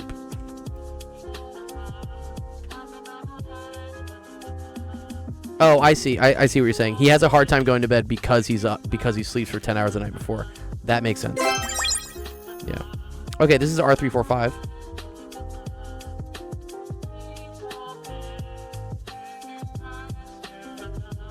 Yeah, like I screw myself over. If I take a nap at like 6 p.m., I'm fucked. All right, and then the last thing to do is to take these and put them together, right? And so we're going to say, well, here, we had to, like, say what this was. So R345, which I think I put in red.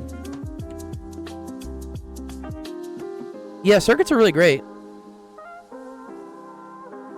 R345, that's just equal to R34 plus R5.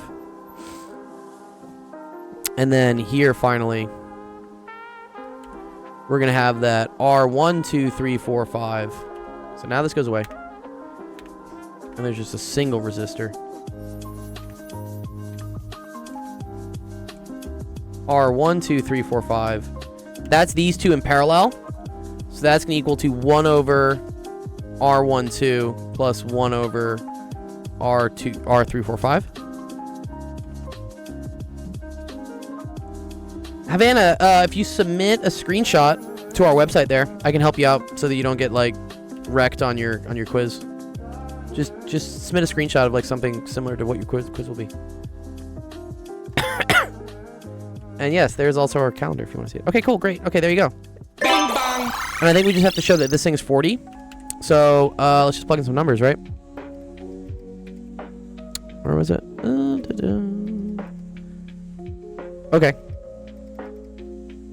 So what was it? 40. Let me just write these. Okay, so R1 and R2 is 40 plus 20. So R12 equals 40, or I'll do it below. I'll say R12 equals 40 plus 20, which is equal to 60. Great. Okay, and then we need to combine 3 and 4. So that's 1 over 60 and 1 over 40. So 1 over R34 equals 1 over 40 plus 1 over 60. This is kind of a pain to do. What's the common denominator here? 120, right? So this is equal to 3 over 120 plus 2 over 120. So that's equal to 5 over 120. So then R34 is equal to 24, right? 5 times 24 is 120. Yep. Okay. And then we need to combine that with R5. So R345 is going to equal to 24 plus whatever R5 was. R5 was 96. Like that number. Because that's going to give me 120. Beautiful. Okay, and then we parallel that bitch with R12. So then we say R1, 2, 3, 4, 5 is equal, so 1 over that, sorry, is equal to 1 over 60 plus 1 over 120. That's equal to 2 over 120 plus 1 over 120, which is equal to 3 over 120, which is equal to 1 over 40. So R1, 2, 3, 4, 5 is equal to 40. Nice. Where do you find the website? Actualofficehours.com. The website, it's linked right down there, Havana. It's like in the text. There you go. I made it. It's all like really nice and pretty. Yeah. Okay. Does that make sense, mathematician? How we did that? It's all about just like, it's not letting you submit? Why not? What's wrong? Yeah, you just have to, if you click here or just drag and drop it in, it should work. You need the current, you need part C. You gotta say please. There's no submit button. Oh, it's the upload button. The green button here. Sorry. You did? Did you click this? Did you click upload?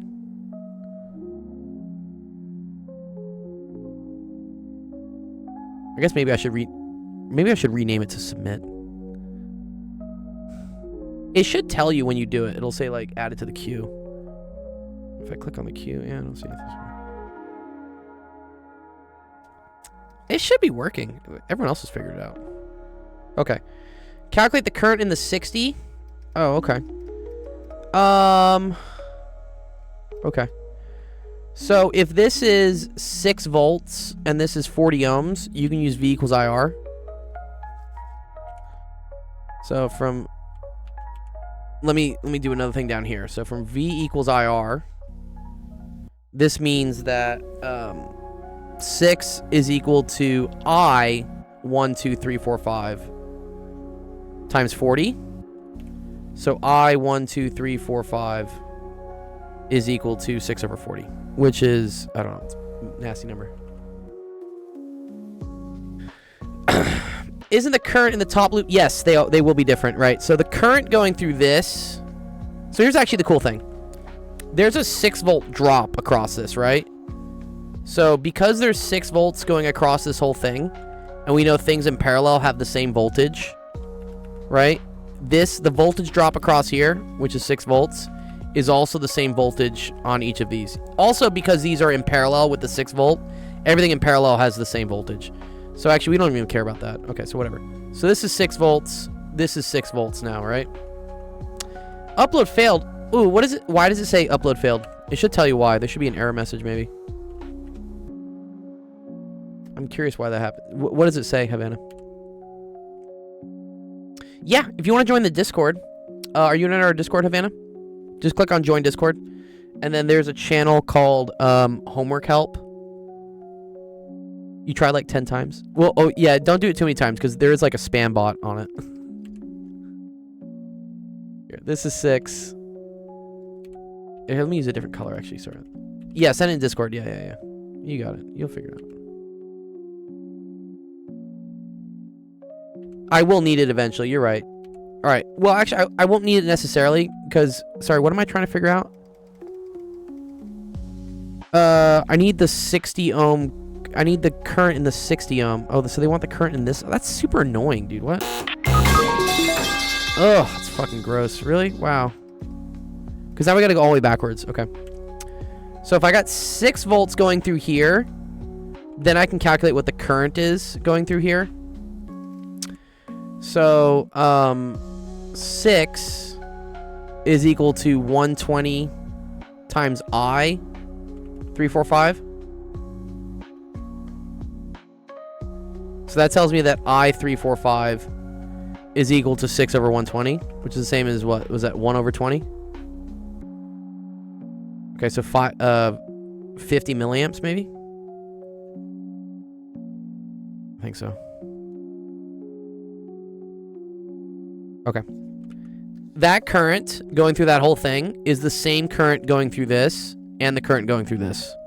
Because these things are in series with whatever this like super resistor is. So this also has 50 milliamps going through it. So I need to figure out the voltage going across it. Because then I'll get the voltage across these two things and then I can figure out the current. So for this, I'm going to say that... V34 is equal to 1 over 20 times R34, which is 24. Cool. So that's equal to 6 over 5. So that's 1.2. Right? Divide by 4. Yeah. Okay, cool. So you have 1.2 volts going across this, which means you have the same 1.2 volts here and the same 1.2 volts here. So then the final thing here is that 1.2 volts is equal to I3 R3, and R3 you figured out was 60. So 1.2 volts equals I3 times 60. So then 1.2 over 60 equals I3. What is that?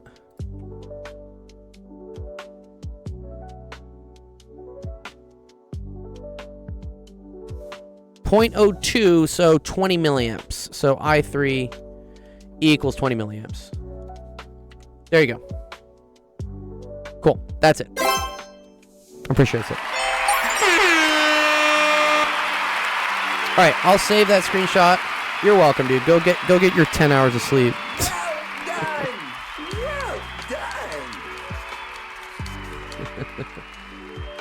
Time to sleep for 10 hours. All right. Let's see, which one was that? Mathematician number 3. Okay, 3. Okay, cool. All right, Ari, let's go figure out some fun stuff. I'm looking forward to your question, actually, Ari. I think it's gonna be kind of fun.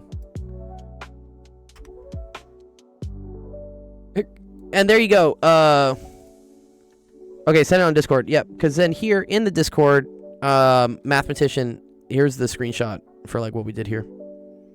If you ever want to see it.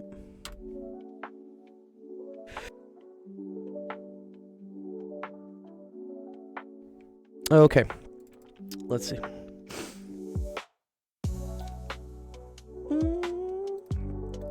All right.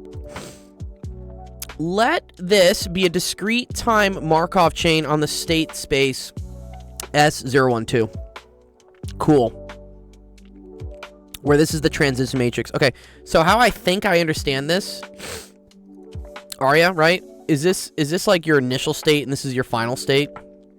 So 0, 1, 2. So for instance, to go from 0 to 0, the probability of that is 1 minus p. But the probability to go from 0 to 1 is equal to p. And then you just can't get to 2, I think, from 0. But then once you're at 1, your probability of going to 2 is r. Your probability of going to p is this. Your probability of going to 0 is this. Okay. I think this is cool. Draw a transition diagram and determine whether the chain is irreducible. Okay. So when you're at 0, so let's kind of like draw this, right? This is like S0. You can only go, you could go back to state 0. Right? And that's a probability of 1 minus p. Or you can go to state 1.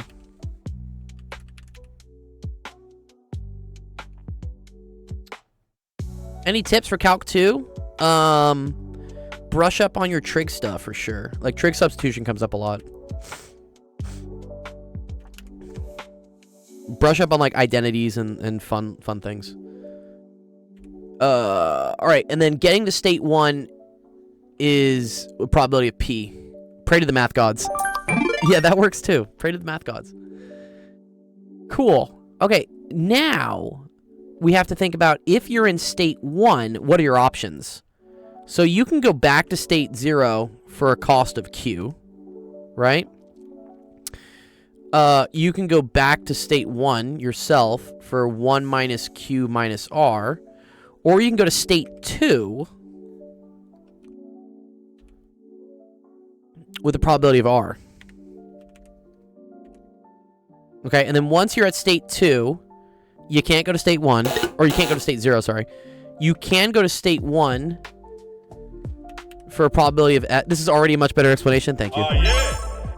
Yeah. I actually don't know if this is correct, but I'm pretty sure it's correct.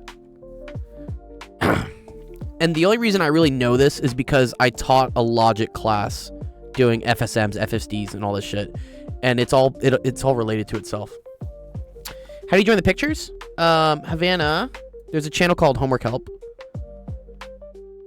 Here, I'll create a post for you. And I'll tag you. Is your name also Havana on Discord? Oh, you joined the channel? Yeah, then here, I'll say Havana's question.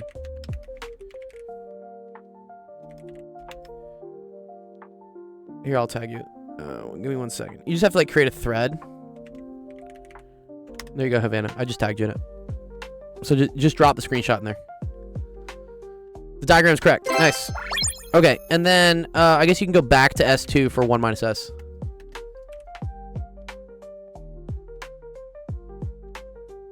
So how do you square the circle with a compass and a straight edge? Wait, what? Wait, where does that come from? Okay, cool. There we go. Great. Okay, so this is the diagram. Determine whether the chain is irreducible. I don't know what irreducible means. I'm guessing, is there a way to simplify this? Is that kind of what they're saying? I don't see any simplifications, per se. Nice, Havana. I see it. Cool. Nice. I see it.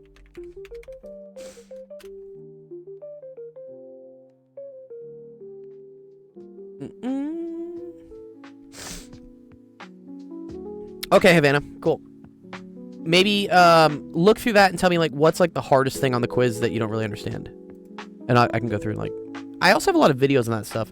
I see you're doing like rational functions, asymptotes, and things. Okay. All right. The chain is irreducible. So let me ask chat. Okay. I'm gonna give it the screenshots I have, and I'm just gonna kind of ask it. I'm not exactly sure what irreducible means.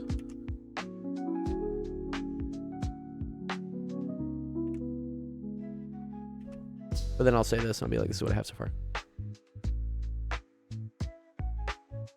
The graphics are hard. It's cool. All right, I got you.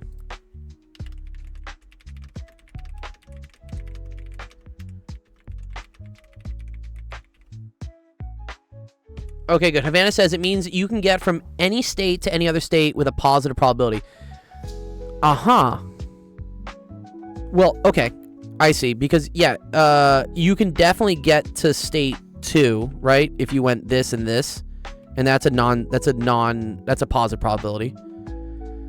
1 can go to 2, or you can go back to 0, right? So, from going from 0 to 2, right? So S0 to S2, that would equal to P times R, right? S0 to S1 would just be equal to P. And then, I don't know, like S1 to S0 is equal to Q. And then S1 to S2 is equal to R. And then, yeah. S2 to S1 equals S, and then S2 to S0 is equal to Q times S. So, and they say all of these things are bounded from 0 to 1, where Q plus R is less than 1. Right, okay. Because here, right, this is the same thing as 1 minus Q plus R. And we said that Q plus R has to be less than 1, so this is positive. So all the probabilities are positive. So I would say yes, it is irreducible.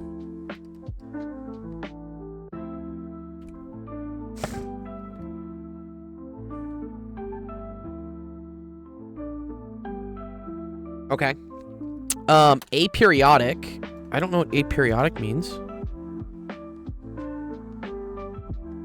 Good, cool. Yep, and ChatGPT agrees. Awesome.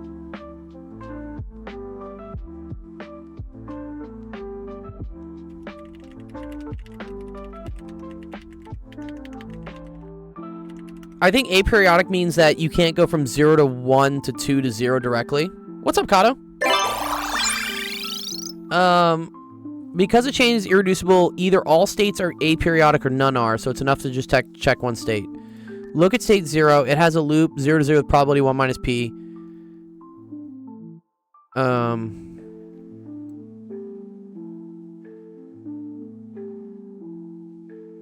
That means you can return to 0 in one step, so the set of return times to 0 includes 1.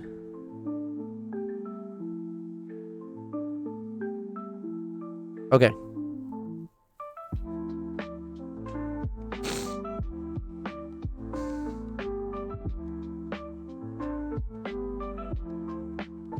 The probability of xn plus 1 equals 0, given that xn equals 0, is p00, and that's greater than 0. You can return to...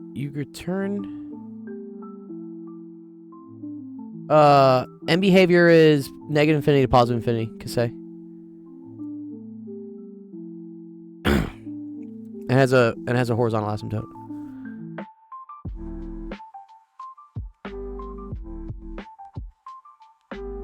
So the set of return times to 0 includes 1. Yeah, that's sorry, vertical asymptote is what I meant to say, sorry. There is no horizontal asymptote. It's a slant asymptote. Yeah. Okay. I'm a little still confused, like, what aperiodic means. What?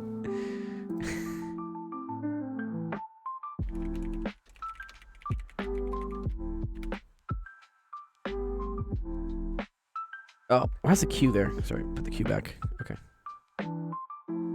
Okay, a state is periodic if once you leave it, you can only come back to it at times that follow a strict rhythm. Aha. A state is aperiodic if there is no fixed rhythm, you can come back at irregular times. Look at all the possible number of sets in which you can return to state 1. Take the greatest common divisor. Periodic example period 2. Imagine this change 0 to 1. You must alternate 0 to 1, 1 to 0, 0 to 1. Okay, cool. Aha! Okay. I think I understand this now. Okay, Arya. So, it's talking about, like, if there's a pattern to what it takes for me to return back to my original state, then it's periodic. So, there is no pattern here, right? I could go S0 to S1 to S0, or I could just go S0 to S0, S0 to S0, S0 to S0. That means it's aperiodic. If, however, let's say, for instance, this thing was not here, like these return steps, then I believe it would be periodic. Because then there's a pattern, right? You have to go this to this to this, or you could go this to this to this to this. Okay, cool. All right, yep. Find the stationary distribution. Okay.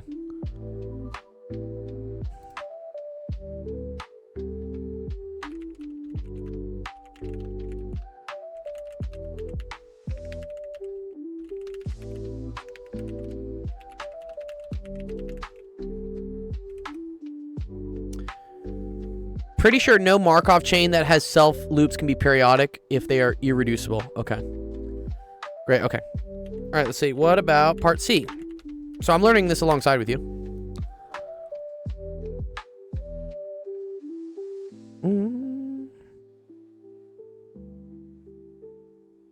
Part C was asking about the stationary distribution.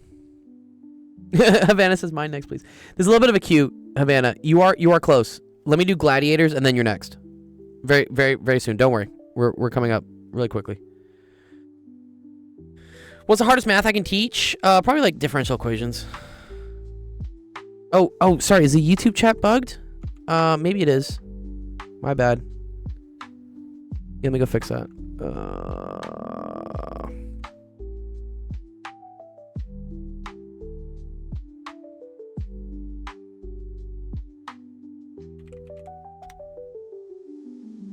Oh, yeah, you guys gotta let me know if it's fucked up. Let me fix.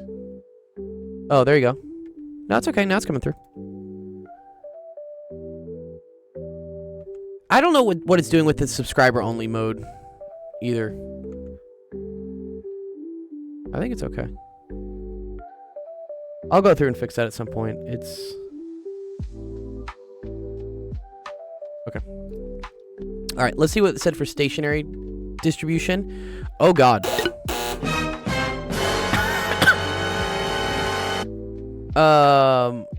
Okay.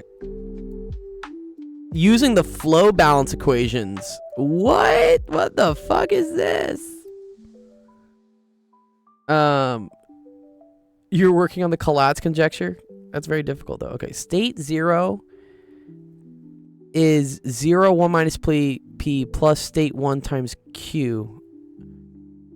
Which means that...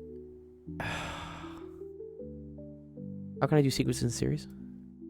Submit an example of one. I can teach you how to do it. Okay, so let me think about this. Sorry. I assume that pi 0 is staying in the... They're talking about the flow is what they talk about.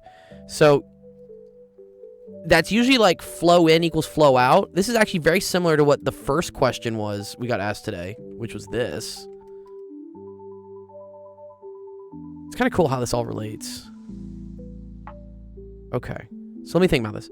So pi 0, 1 minus p, right? Okay. And then the other way to come in, I guess, is to do q.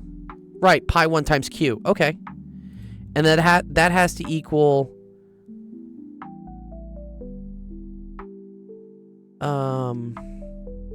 that has to equal pi 0. But isn't there a p on there at some point? Okay, pi 0 p equals pi 1. Okay, so from that...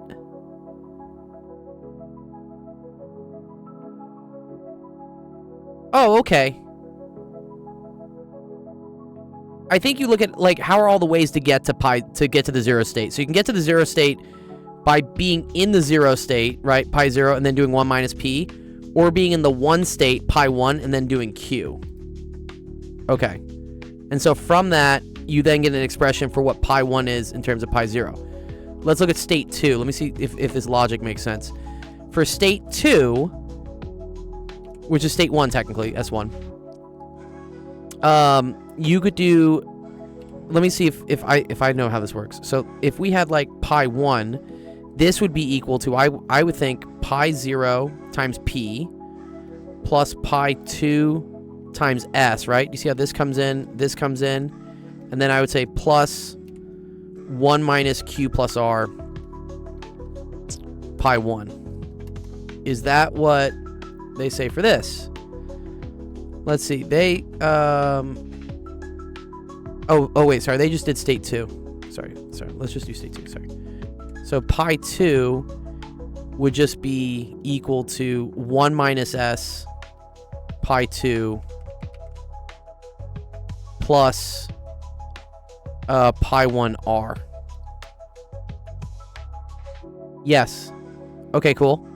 And so then you get an expression for what pi 2 is. And then you have an expression for pi 1. So you can substitute this into here to get what pi 2 is in terms of pi 0. Okay. And then you normalize, saying that the sum of all the pi's have to be equal to 1. Uh-huh. Okay, do you see this?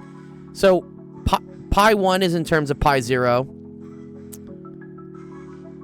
That's p over q. Pi 2 is now in terms of pi 0. And so then you say this. All of these added up all of these have to add up to 1, and they're all in terms of pi 0. So then if you multiply the top and the bottom by qs, okay. I see what happens. So now you can get expressions for what pi 0, pi 1, and pi 2 are in terms of p, q, r, and s. Wow, that's crazy.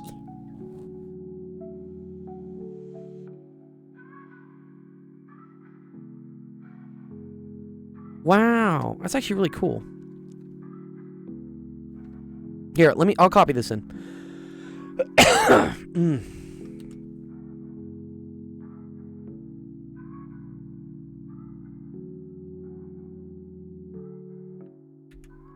Is this making any sense to you, Arya?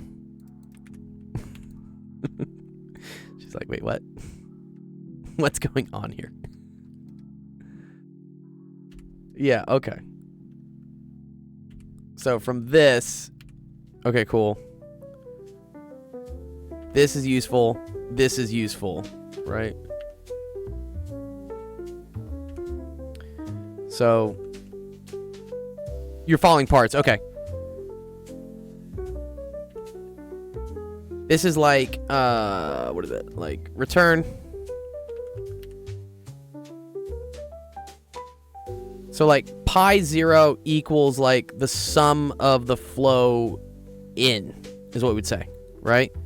And then that also comes from this, right? Pi 2 is equal to the sum of the flow in. And then so from this, you get an expression for pi 2 in terms of pi 1. And then you can plug pi 1 into this. which is where like this happens. And now you get an expression for pi 2 in terms of pi 0. And then the normalizing part here,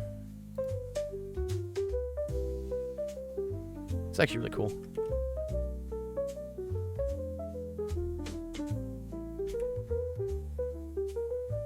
Is that pi 0 plus pi 1 plus pi 2 all have to be equal to 1. So, right? This comes in here.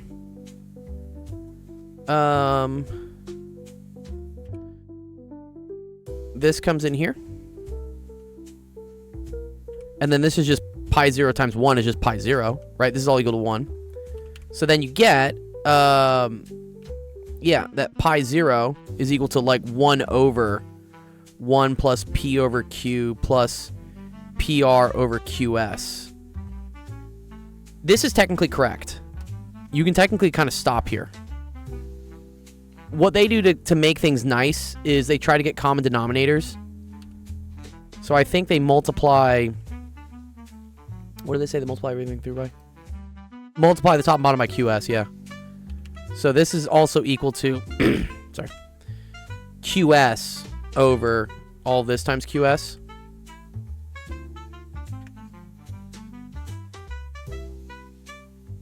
So this becomes qs, and then this is qs, qs. So whatever, like this cancels, right? And then like these things do cancel. So then you get qs over qs plus ps plus pr. Cool. Which I think is what they got. Yeah. QS. Yep. Okay, good. And then, right, pi 1, which is equal to p over q p0. Or pi 0. So that's this times p over q. So that becomes pqs over q squared s plus pqs. Or actually, wait. We can make life really simple here, right? This q will just cancel with this. So you actually get s. Sorry, you get ps just over qs plus ps plus pr, right?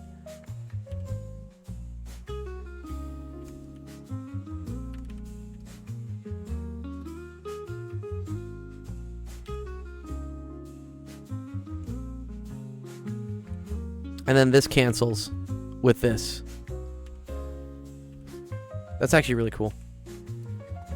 And so that's how you're left with this. And then pi 2, right, was equal to like PR over QS pi 0. So that's PR over QS times all that. And then, yeah, you're going to cancel a couple things here, right? So the Q's cancel, the S's cancel. And so now you're just left with PR over this. Wicked. Oh, that's super cool. Which I think is the same thing they got. Yeah, cool. Okay. Getting a little bit further, are you? Yeah? Okay, that's how you do that. Alright, last part. Let T2... infinite, I don't know what this means. N is greater than 0, xn is equal to 2. Compute, is this like the expectation value of T2?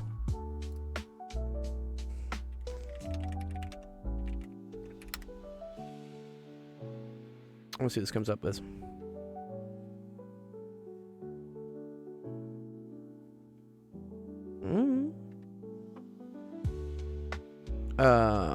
Wait, we already did part C, sorry. Wait, oh, sorry, part D.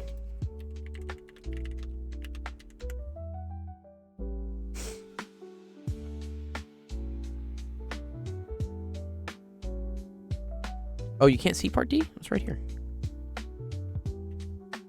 Silly chat.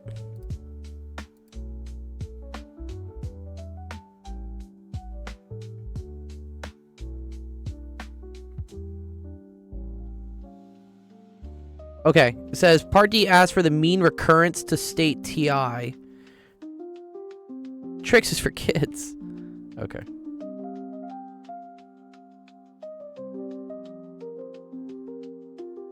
Here, I'll just have it do that.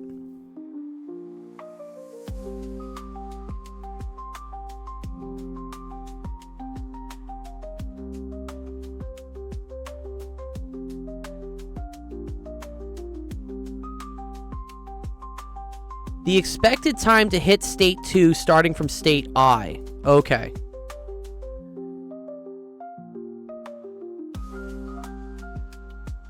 Yes, Havana, it's almost. Just give me a second here. Okay.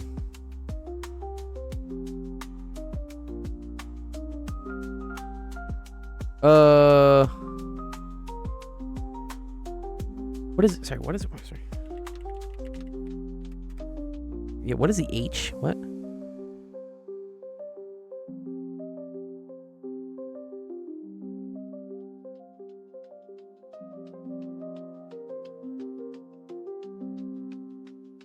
Oh.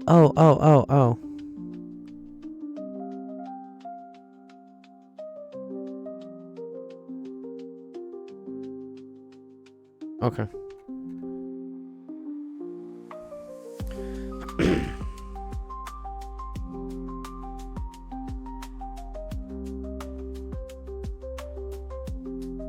The expected time to hit state 2.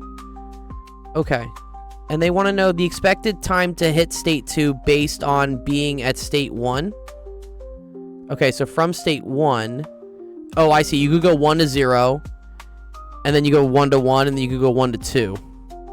Oh, man.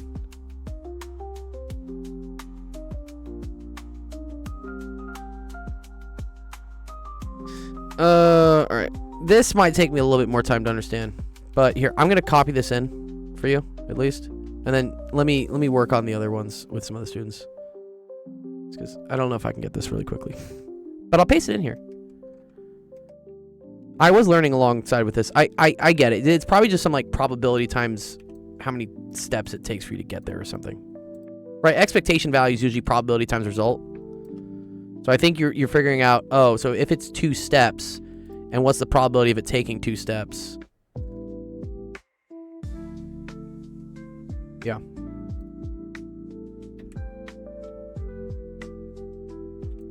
But okay, here. Read up on this. If I have more time later, I'll come back to this. But I hope that helped you out. Thanks for waiting, Arya. I learned some cool stuff with you on this one. Okay. Well done. What class is that for, Arya, by the way?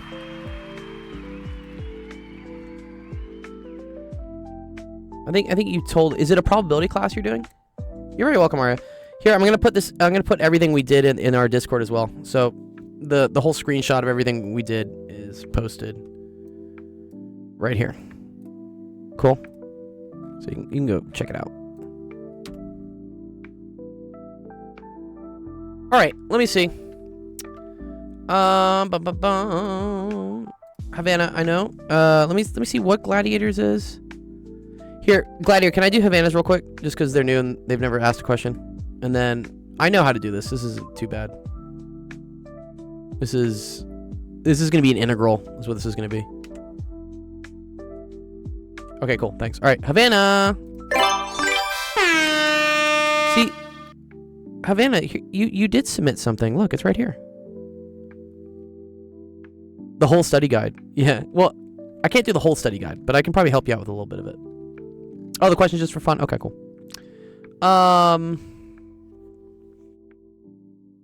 Graphing rational functions. So I'm gonna turn you on to something that might just help you.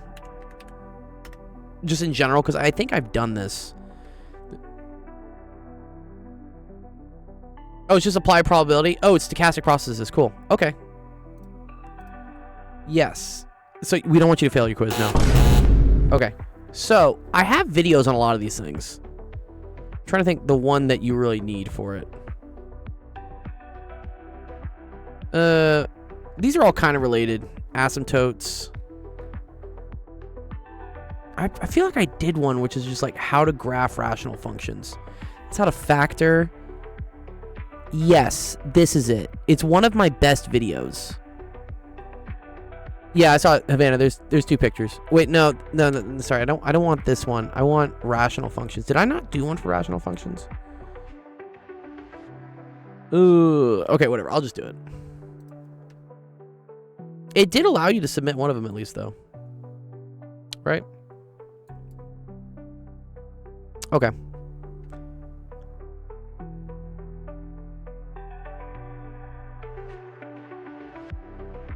Yeah, I can tell you, but here, how about you tell me, because Savannah, I see the second page. Let's maybe just pick one to do. You said the graphing's the hardest thing for you, yeah?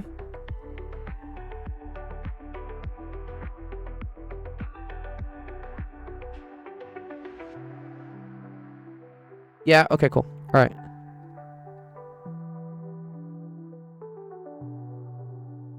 Let me do... Yeah, let's do this one. I like this one. Let's do number 16. And I'll just show you how you graph it, okay? I'll go through, like, step-by-step how it works. So, this is something they could ask you, right? They're just like, hey, graph this, right? This is called a rational function because there's, like, a ratio or, like, a fraction of, like, two things. So, step one I always do with these is I want to put this in factored form, right?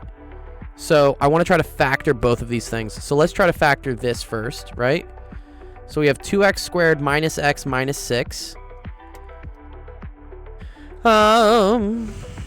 This is weird to factor, right? Because there's a number in front. If there's just a 1 in front, this would actually be pretty easy, but there's a 2 in front. So here's my trick for doing this. I'm going to take these two numbers and multiply them together, right? So 2 times negative 6. That equals negative 12. And I'm going to say what multiplies to negative 12. So multiplies to negative 12, but adds to negative 1. And what I can think of, right, is, okay, well, I know that negative 4 and positive 3, right? Those two things multiply to negative 12, but they add up to negative 1. So these are going to be what I call like my diagonals. So now I draw like a nice little Punnett square here. And I'm going to put minus 4x. I'm going to put positive 3x. And then on these parts, I'm going to put what the regular things were. So this is 2x squared, and then this is minus 6. All we did is we're taking this, and we're rewriting it as 2x squared minus 4x plus 3x minus 6. Because minus 4x plus 3x is the same thing as minus x. Okay. But I like putting it in like a nice little Punnett square here. Because then what I do is I just try to figure out, okay, you can pick any row or column. It doesn't matter which one you want to pick. Let's pick this one, for instance. And I'm gonna say, what is the biggest thing I can factor out of both of these things? So I know I can factor out a 2, right? And then in terms of like the x's, the biggest education, yes, Mafia. Oh yeah. The biggest x thing I can factor out is just x, right? So 2x will go into 2x squared. 2x will also go into minus 4x. Once I have that, when I want to figure out the other parts, I kind of like move the box around. I'm going to say, okay, what times 2x gets me 2x squared? That would be x. You see how x times 2x gets me 2x squared? And then I can move down here and say, okay, what times 2x gets me minus 4x? Well, that's negative 2. All right, then we can move over here and be like, okay, what times negative 2 gets me negative 6? That would be positive 3. And then you can always check this last one here, right? X times 3 is equal to 3x. So now we're good. Okay. Or sorry, this is positive 3. These things right here, Havana, these are now what this factors to. This thing now factors to 2x plus 3, right? That one came from here. And x minus 2. Yeah, this is... So, this whole quiz that you're going over, which is, again, graphing rational functions, requires a lot of, like, in-between steps that you need to be able to do. So, one of them is factoring polynomials. And the further step within this is factoring a polynomial when the first thing is not 1, when the thing is 2. So that's where, like, I have videos on that. Like, I think I have one which is like how to factor. Where'd I do it? How to factor. See, TikTok's actually kind of a mess because I can't just search for what the title is, right? Actually, YouTube's better in this question. Let me see. If you go to, not Studio YouTube, sorry. There we go. If we go here, and if I just type in, like, factor, I do repost them on YouTube. Yeah, exactly. So here you go. How to factor quadratic equations when the first term isn't 1. This is the video. This is the video you'd want to watch. So this explains how you factor something when you don't have a 1 in front. Yeah, I do Instagram as well, but a lot of the students are on TikTok. I mean, Havana's on TikTok. So this video would show you how to do that. But so that's a necessary thing you need to know. L Beard. Yeah, what's up, J-Shack? Okay. So we've at least now written this, right, as 2x plus 3, x minus 2. And then now I want to factor this thing, okay? From this one's easy, right? What multiplies to... Oh, you did, Gladiator? Yeah, a lot of people found us from TikTok. What multiplies to -6 but adds up to +1? Ooh. Well, that would be... Right? That would be +3 and -2. So now I'm going to get x plus 3 and then x minus 2. Cool? I think that's right. Yeah. Thank you, hello. All right, cool. So the cool thing here is actually, like, this disappears. All right. And so now we're just left with... the nice little form, which is just 2x plus 3 over x plus 3, right? All right. So once this is technically called a removable discontinuity. It's called a hole. I don't know if your teacher really wants you to do that, though. I don't think you need to. Yeah. Exactly, yeah, okay. So first thing you want to do is figure out vertical asymptotes. Vertical asymptotes occur when you divide by 0. And so that's going to occur when the bottom becomes 0, and that happens at x is equal to -3. Oh, you swiped off my TikTok streams 2 or 3 times before actually watching one? Yeah, persistence. So I have to just keep streaming. Okay, horizontal asymptotes. Okay. This is where you want... There are some rules here. And again, this is something where I have a video on this. Not this one. Where is it?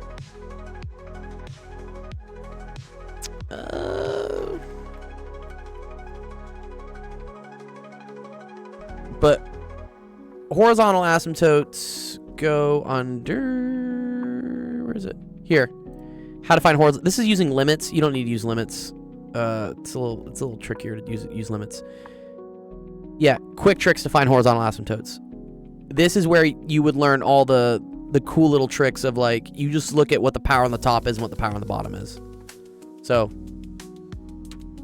watch that.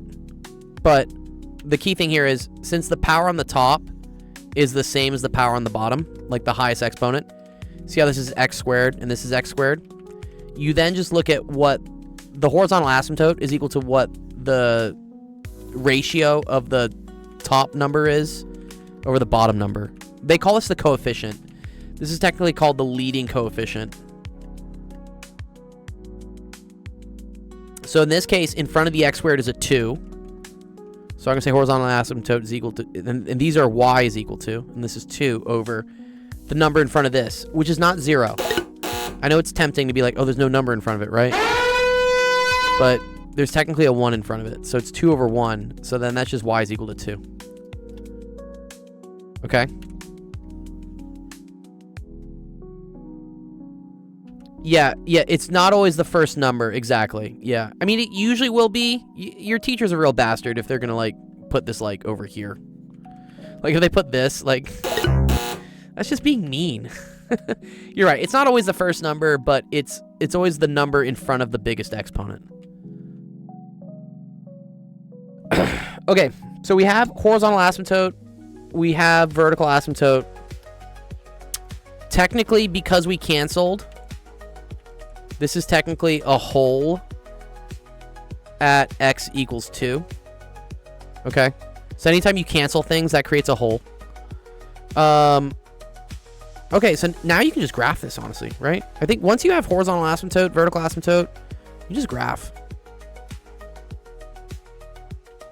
So we know there's a horizontal asymptote at 2.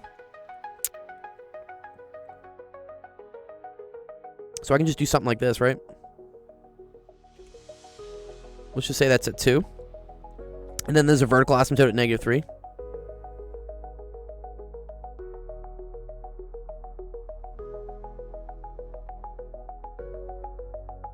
And then, yes, we want to check the behavior next to the vertical asymptote, right? So this is where you have to get tricky, right? Because you don't know if it's like this and this, or if it's like this and this, or if it's like this and this. It can be a lot of different things. You can check points. If you check points, that can actually really help you. So this is where, oh, and yeah, they could also ask for intercepts. Okay, that's the other thing they usually ask for. Okay. So here, this is our simplified form, right? So then once we got these, the next thing you want to get are the intercepts. So you're going to set x equal to 0 and see what happens. So if I set x equals to 0, right? Do you see how I get like y is equal to like 2 times 0 plus 3 over 0 plus 3? This is the same thing as 1. So then 0 comma 1 is a point. So 0, 1, that's like right here. And this is called a y-intercept, right? A y-intercept is when x equals 0. You can then set y equals to 0. And that would get you 0 is equal to 2x plus 3 over x plus 3. So then solving for that, you just need this thing to equal 0, right? Because if you cross multiply this, you get 0 equals 2x plus 3. So this would get you that x is equal to negative... Well, here, let's just solve it for you. So 0 is equal to 2x plus 3. So 2x equals -3, so x is equal to -3/2. So this is another point you get. You get -3/2, comma 0, because we set y equal to 0. That's the x-intercept. So x-intercept is when y equals 0. And so that's like, yeah, what, like right here, I guess, right? Okay. So now you have 2 points, okay? And then you also know that there's a hole technically at 2, right? 1, 2, there's technically a hole.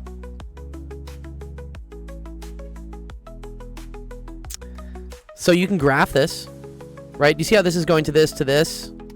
That tells me right away, as I get closer to here, I either need to do this or do this.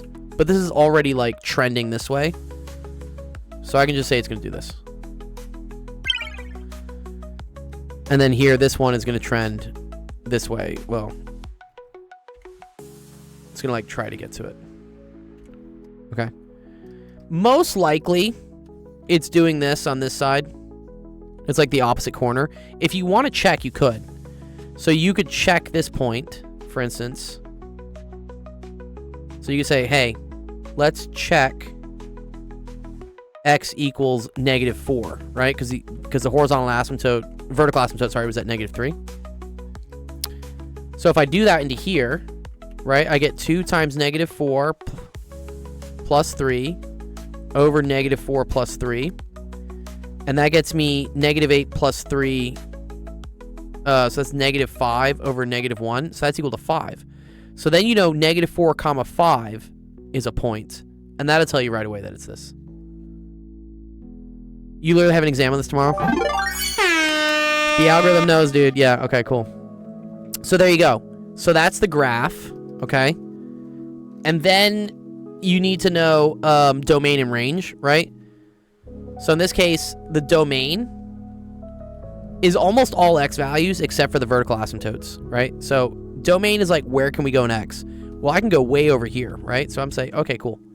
Negative infinity is the furthest left I can go. But then as I'm going right, I'm going to run into a wall here. And that happened at x equals to negative 3. So that would be this. So you can go from negative infinity up to negative 3. And then you have to say union, because we can't hit negative 3. No. But then we go from negative 3 up to positive infinity.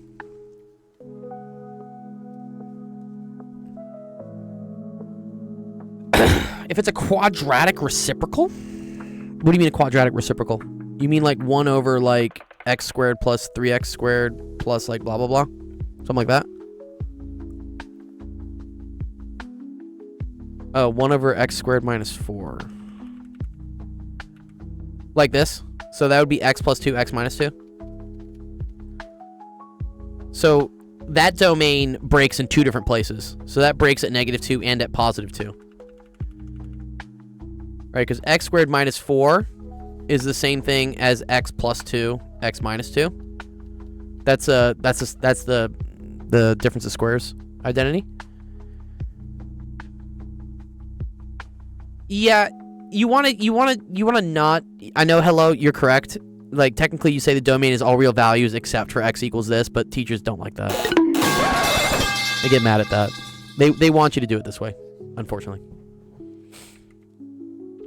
But yeah, in this case, Alex, you would have negative infinity to negative 2, negative 2 to positive 2, positive 2 to positive infinity. And then these would all be unioned to each other. How would you find the range? Oh, okay, cool. The range is negative infinity to positive infinity then. But it doesn't include 0. Right? So, yeah, and let me show you how that works on this one. So, in this case, the range is what are the y values. So, the lowest y value you can have is negative infinity. Right? That's way down there. But then as we come back up, we're going to run into this horizontal asymptote, which in this case was at y equals 2. So technically this thing stops at 2. And then you have to say union on the other side of 2 up to positive infinity. So in your case, Alex, since if you have 1 over x squared minus 4, this has a horizontal asymptote at y equals 0. You would say negative infinity to 0, 0 to positive infinity. And this is another one of the rules, right? For horizontal asymptotes, if the power on the bottom is bigger than the power on the top, the horizontal asymptote's at y equals 0. Yeah. I'm guessing that like Havana or Alex. Yeah, that makes sense. Cool. Perfect. Okay, cool. So then yeah, that's that. If they ask like where the hole is, you just have to plug 2 into this. You plug 2 into this, you get 7 over 5. Yeah. There are oblique asymptotes, yes. And that's if the difference in the powers is off by 1. I have that in... That's one of the tutorials here I've written. Where did I do it? I make too many videos.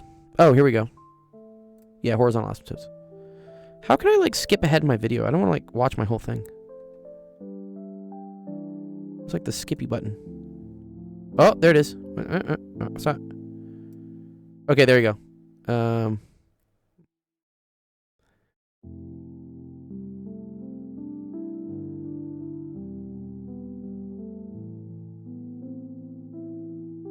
Where did I do it? Where it's... Was it this one?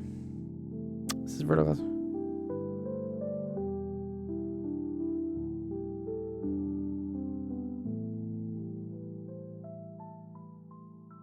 Oh, these are vertical asymptotes. Sorry. I need the horizontal asymptote one. I'm confused on 13 how he got... Alright, let me go check it for you. 1 sec. Sorry. That was vertical asymptotes. Where's... This is what I wanted. This is it. This is it. Sorry. This is it. Right, yeah. If the top equals the bottom, the horizontal asymptote's that. If the top is 1 higher than the bottom, then it's a slant line. This is the oblique asymptote. And you technically have to do polynomial long division to figure out what it is. That's also covered in another video here. But okay, let me see. I'm confused on 13 how he got 1 point. Okay, so let's see what it was. Okay, cool. Here, let me save this for you so far, Havana. I'm gonna put this in our Discord. So this will go in as your question. So like I have like a little solution for it. There you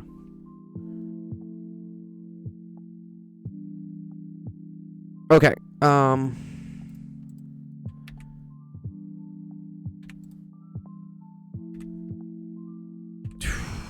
All right, let's see. Suppose that A and B vary inversely, okay? So, that means as A goes up, B goes down, and as A goes down, B goes up. So you could say that A, I think, is equal to, like, K over B, is kind of how the way to write this. Or I think this is, okay, so if it's direct, right, then A equals KB. And if it's inverse, then A is equal to K over B. All right. And so here's what they tell us. They tell us that when B is equal to 1.5, A is equal to 6. So A is equal to 6, B equals 1/5. So we can plug those in to figure out what K is. And then they want us to figure out B when A equals 4. So let's plug that in, right? So if A is equal to 6, 6 is equal to K over 1/5, okay? To solve for K, I can multiply both sides by 1/5. Right? That's how I get rid of things on the denominator, right? That goes away. So then this is 6 times 1/5, which is the same thing as 6/5 is equal to K. And 6/5 is the same thing as 1.2. Okay. So that's K. So now I know, right, that A is equal to 1.2 over B. And they wanted me to figure out B when A is equal to 4. So when A equals 4, you could say 4 is equal to 1.2 over B.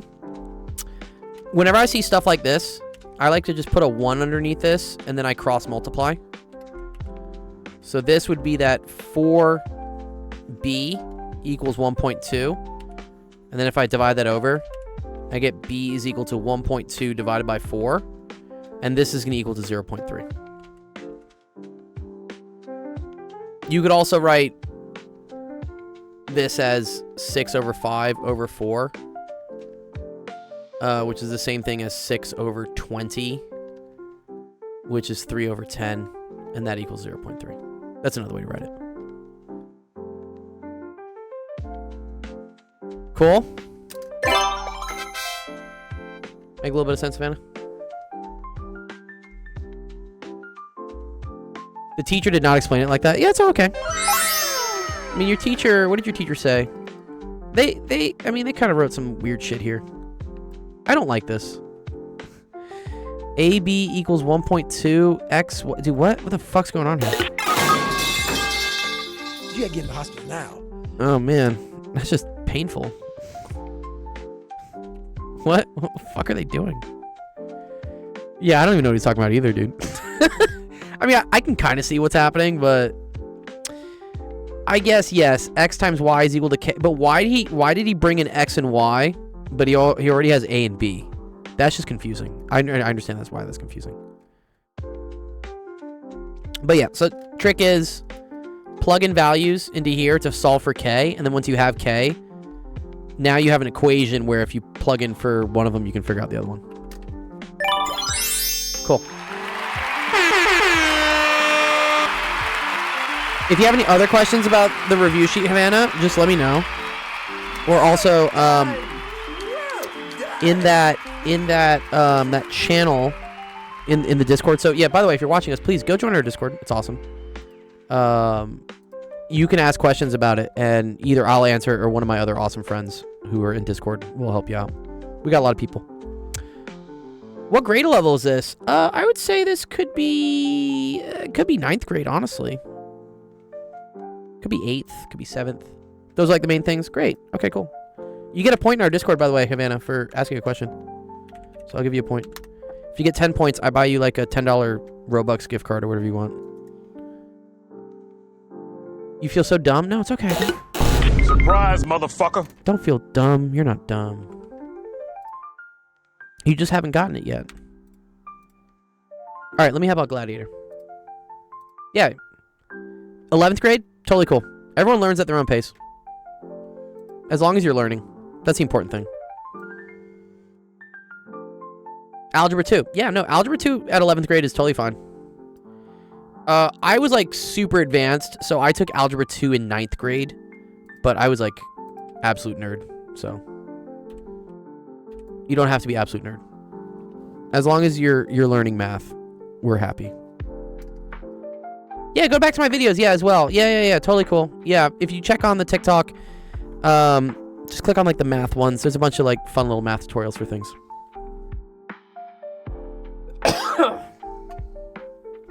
But I'm glad you found us. I'm glad you stuck around. Thanks for being patient. We stream also like 4 times a week.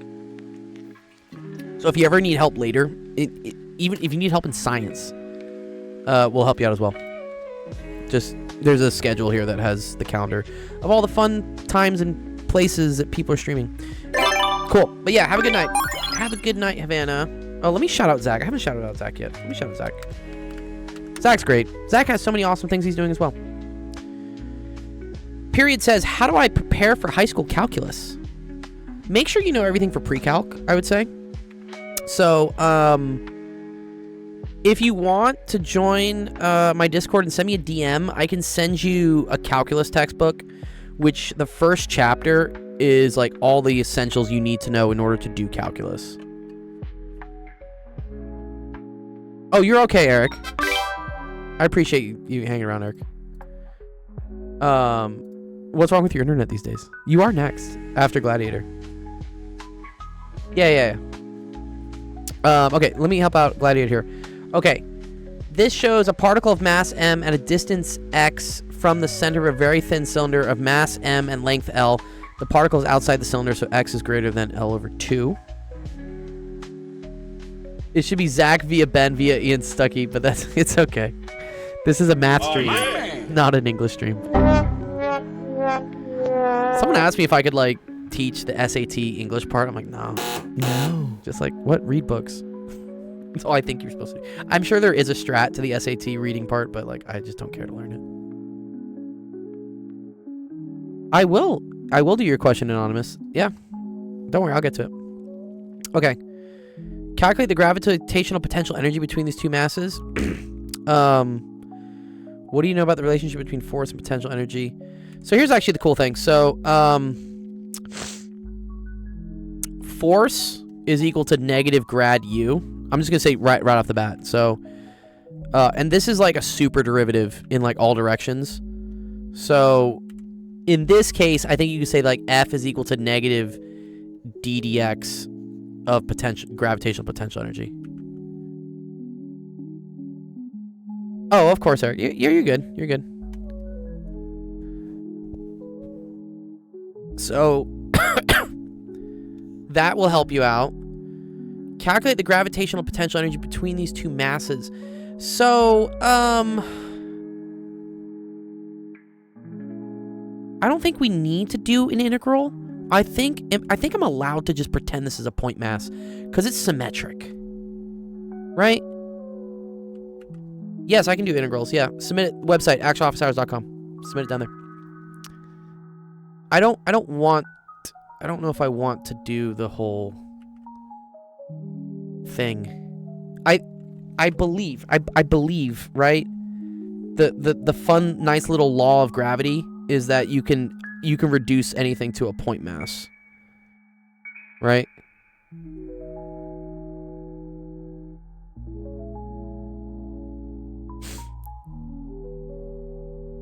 Gravitational potential energy of these two masses. Oh, the potential energy between them. So that's just U is equal to GM1 M2 over R. Where I believe what I'm just going to say is this is just G big M little m over X. I think that's all I have to do.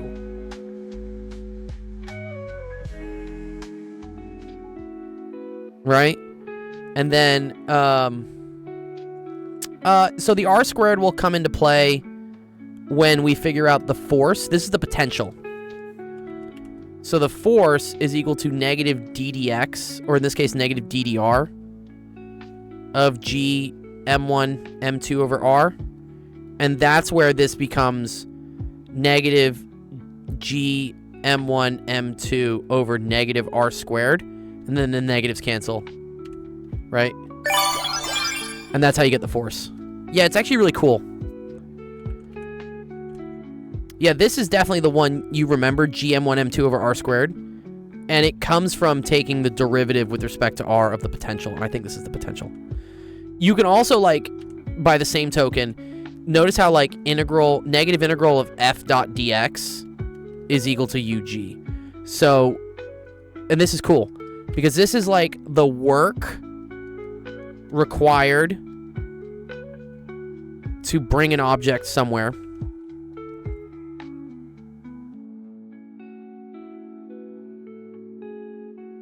Is equal to UG, so this is technically like the change in. So if you do this from like 1 to 2, this is equal to like UG2 minus UG1. So like the change in potential.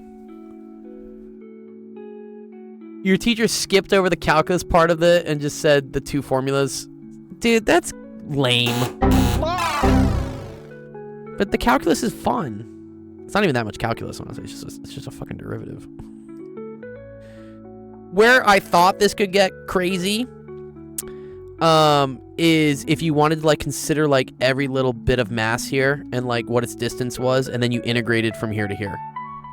You would definitely do that in like an electrostatics question. You would maybe ask like what's the electric potential out here for something of a certain charge distribution. That's when you start having to use integrals and calculus and stuff. But that's just hilarious that your teacher was just like, yeah, just like, here's the equation, here's the equation. It's fun to see where they come from. Okay. I think that's it, though. Yeah? Thanks, David, I see your submission, too. You're good. Let me just see I'm not mistaking anything. Let's just see what chat says. Just curious. Yeah, you haven't learned the calculus. Yeah, if you haven't learned the calculus, it's okay. It's just kind of silly to ask that question without knowing. This is why they do make it a prereq, especially if you're going into like AP physics. You do need to know some amount of calculus. It's very basic. I mean, I could teach you the calculus in probably like an hour or two. There's not that much calculus needed. But yeah, look at this. Yeah. So they go through the full du, dm. Yeah, dude, this is a mess. Oh, no. Oh, dear. Yes, Liam. Yeah, I'll have time. Fascinating. Okay, so...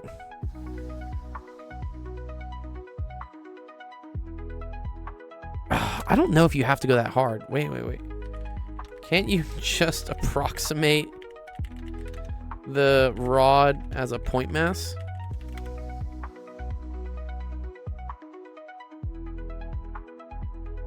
Ah, you can, but only when you're far enough away that the rod looks like a point. Wow. Okay, so these ones, which your teacher, I guess, said, and I also said, right? I also said that's just the answer. That only works technically if you're far enough from it.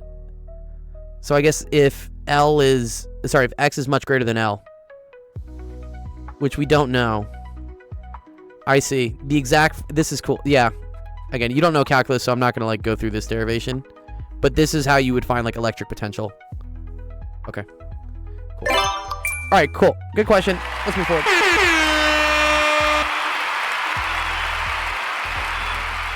When you're older, Gladiator, and you need to do the full calculus one, I'll teach it to you. It's cool. Involves a lot of like natural logs and stuff. All right, Eric, you said maybe to skip yours, but let me see what it is. Oh, I see. Surprise, motherfucker. You know what, Eric? Eric, I have a good idea for this. Let me save this for Naroski when we're gonna do a stream on Friday, because this looks like a Naroski type question. Just because there's like a proof and stuff with it, and I see like epsilon I and I feel like this is maybe also like proof by induction. This almost kind of looks like the squeeze theorem too. I'm just like word vomiting things. But okay, here, let's see real quick. Anon, what do you got? You want me to... Dude, I know this one. Dude, this one sucks, dude. What? Disqualified. Eric. Oh, there he's back. There he's back. Eric, I was saying, I looked at this one. Yeah, you're back. Yeah, all good. Let me have Naroski. I'll save this one for Naroski. Naroski loves these types of things. I like learning from him as well. This one, though, yo, what? X plus 2 plus the square root of 2 plus the square root of x is equal to 2? Excuse me, bro?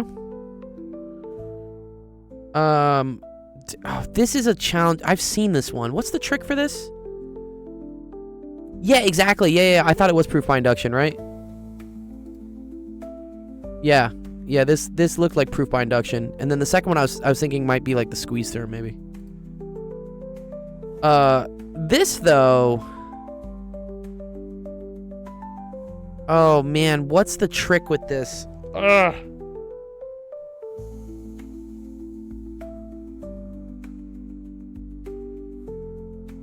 Okay. I don't want to square both sides. I feel like I don't want to.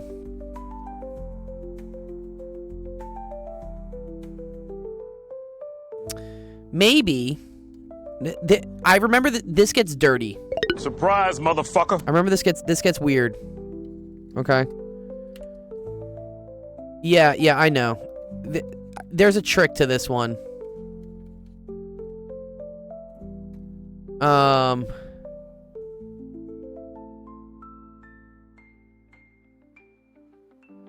Oh, you did work on anonymouses, but the short version is that brute force kind of works. I don't really want to brute force this though, right? There's a beautiful hint to this one. I've done this question. Someone has asked me this before.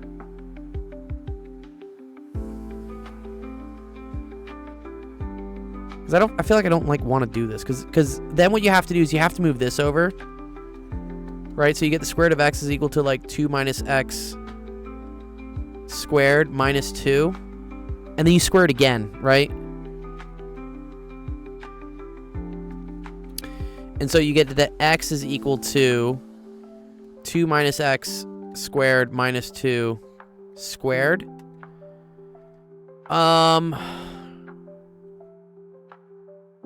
2 minus x squared minus 2 squared. Yeah, no. I think the trick is to not expand this. I think you don't expand this is what you do. So this is 2 minus x to the 4th plus 4 minus 4 2 minus x squared. Right? We back. No school since Monday. Oh, is that because of the snow? No. What's up, Amir?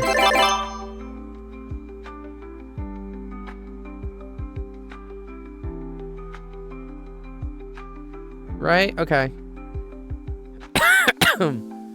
So you have 2 minus x to the 4th minus 4 2 minus x squared minus x plus 4.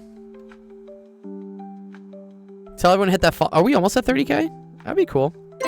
Hey, go hit the follow button on TikTok, please. Thank you.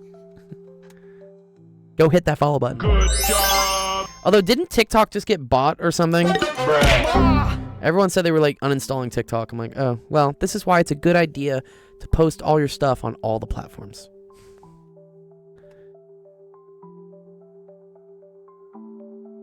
Oh.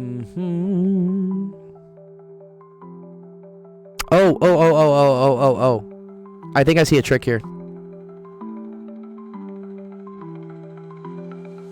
Yeah, it's mad sensor heavy. Yeah. Well, good thing I don't mention certain sensible things or something. Yeah, okay, I think I see what I do here. And then, I'm gonna say this is like plus 2 minus x plus 2 is equal to 0. And then I'm gonna say that u is equal to 2 minus x. Right? I think. So what, you have u to the 4th minus 4u squared plus u plus 2 equals 0.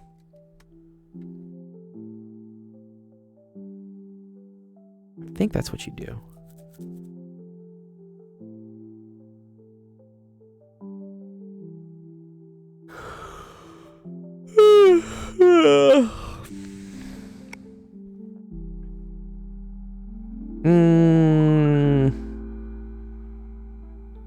But this isn't like nicely factorable.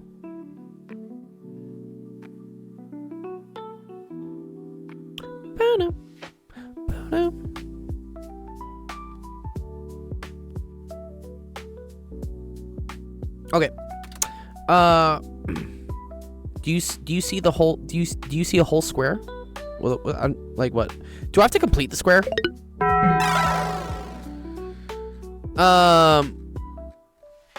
Okay, one sec. Just in the effort of time, let me help out Liam real quick. And then, what was it? David, you had an integral as well? Jesus Christ, you guys. No. Why are you guys giving such like crazy ones? I think Liam's the only one with like Liam. Yours is I think doable.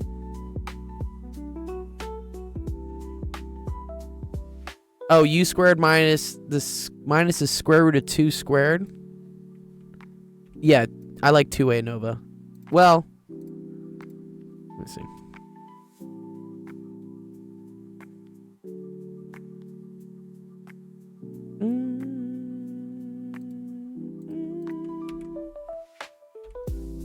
Okay, I'm just gonna put these so if people want to like check them.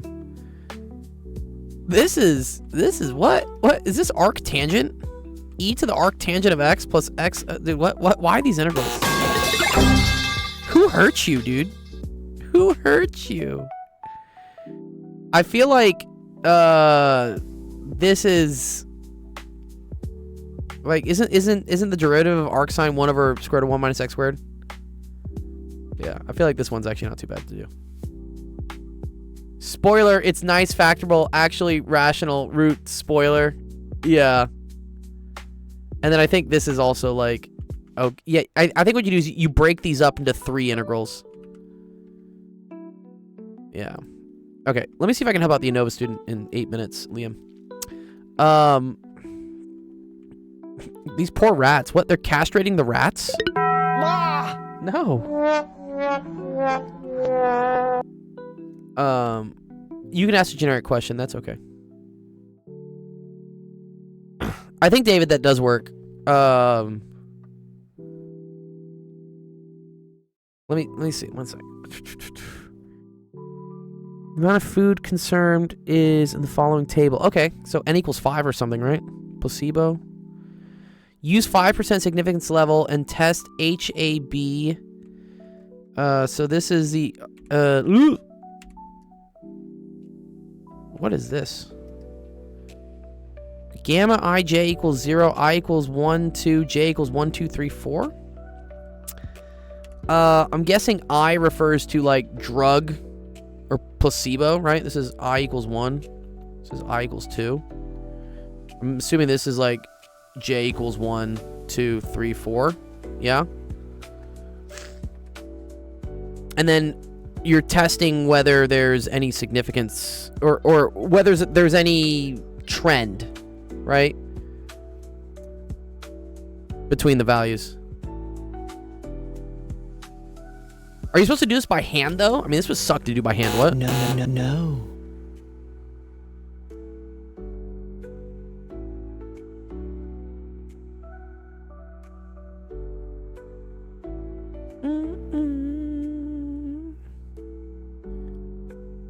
You're allowed to use R? Okay.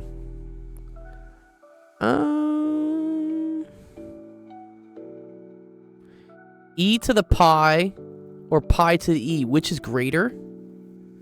Oh, that's a good one. Excuse me, sorry.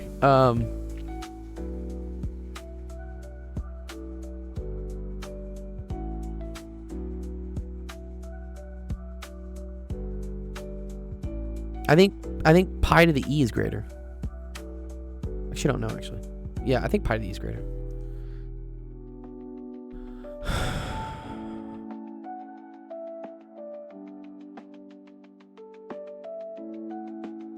And then this is testing if alpha 1 is equal to alpha 2 is equal to 0. Oh, this is testing whether drug or placebo is the same, maybe?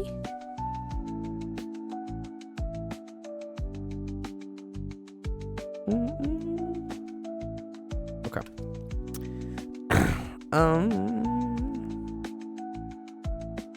I need to put this data into something. Can I do two-way ANOVAs on my TID4? There is a stats section. Let's see, tests. There is, it's just ANOVA. I don't know if we'll be able to do a two-way ANOVA. This is stats. It's a little bit more complicated stats. This is the stats where you just need to like plug this into some sort of statistics software, and it'll just do it for you. What the fuck is this? It's analysis of variations. ANOVA, analysis of variations. It's basically saying, you're looking at different rats. So you have male rats with no balls, female rats without ovaries. And then you have one case where you give them a drug, and you have one case where you give them a placebo, which is like a sugar pill or something. And you look at the amount of food that they consume. And what you want to know is, do the rats tend to like consume more food when they're on the drug versus when they're on the placebo? And then is there a correlation also between whether they like have been castrated or not? Oh, you read this as metal, carbon, fluorine, oxygen? Yeah. Oh, yeah. I think what you have to do is you have to come up with numbers for these, right? For averages. But then it's like minus the grand mean, I want to say, right? There's like a grand mean involved here at some point. Let me see if there's like just an easy two-way ANOVA calculator. Statistics Kingdom. Mm-hmm.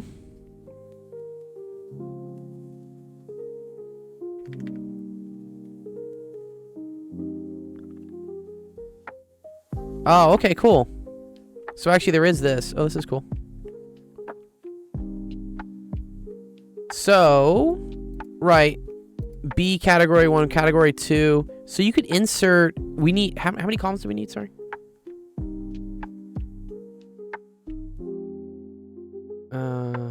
24. Did I not answer your question?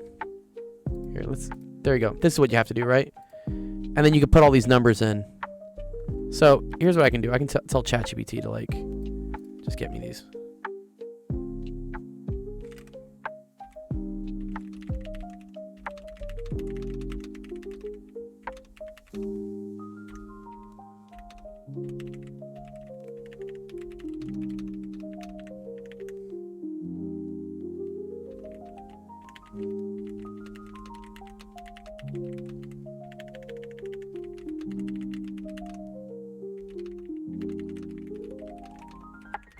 So here's what I'm doing. I'm saying like, here's the data. It's a two-way ANOVA. It's a 2x4 treatment. Great. And then I want, look at this. This is great. So yeah, chat I told it. I said like, hey, here's the data. It's n equals 5. Can you just give me the numbers so I don't have to manually copy this in? And look what it did. It did it for us. So fuck yeah. Look at that. There you go. There's that one. There's that one. This is where AI is so helpful. Because man, this would have taken forever to like copy in. Yeah, as long as you tell the AI what if you just dump a screenshot and say, bro, do it. No. Like, Clanker's not going to work. But if you give it guidance on like, hey man, I just need it in this form, please, it will. Fucking dope. And actually, I bet at this point I could ask it to do the ANOVA myself. I'm gonna do this just because I want to see what this online tool works.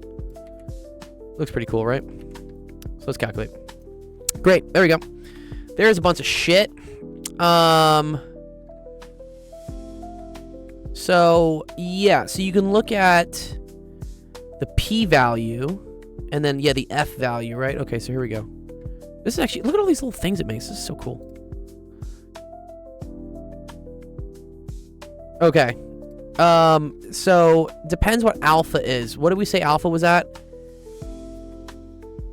At 5% significance. So if alpha is less than 0.05, and that does happen. Do you see here, right? The p-value is 0.02. This one is 3.44 times 10 to the minus 9. So this tells you that there's a difference between the treatment of drug and placebo that's at the 2% significance level, and then between the columns, that's really small. That's a p-value of like basically 0. So this is like really significant. So for factor A, right, you could say that this is rejected, so they're all significant. But since the p-value, okay, for the interaction, interesting. So for the interaction, so that says like what the cross is between them. That's actually quite high. That's a p-value of 0.18. So for the interaction for AB, so I think for this, for HAB, I think you fail to reject this. But if you're just looking at for drug and placebo, this you do reject, right? Because this is at the p is equal to 0.02. This was p was equal to 0.18.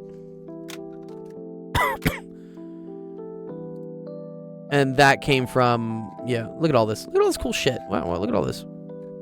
Damn, that's fucking sick. Wow. Yeah, you're welcome, dude. Cool. If you want, is there a way for me to, can I share this? Man, that'd be so cool if I could. Oh, was I wrong, Dakash? Uh-oh. Disqualified. Here, let me dump this. Let me get you the values for this. So I'll just put it on. Oh, you did? Okay, cool. There's the results for the ANOVA. And then I'll also dump the ChatGPT of this. I'll paste the link for this, Liam, in our Discord. So if you ever want to just like copy paste the numbers in again, you can just do it as well. And then here, this is the label. Okay, cool. Nice. All right, great. Cool question. We'll mark that one as done for Liam.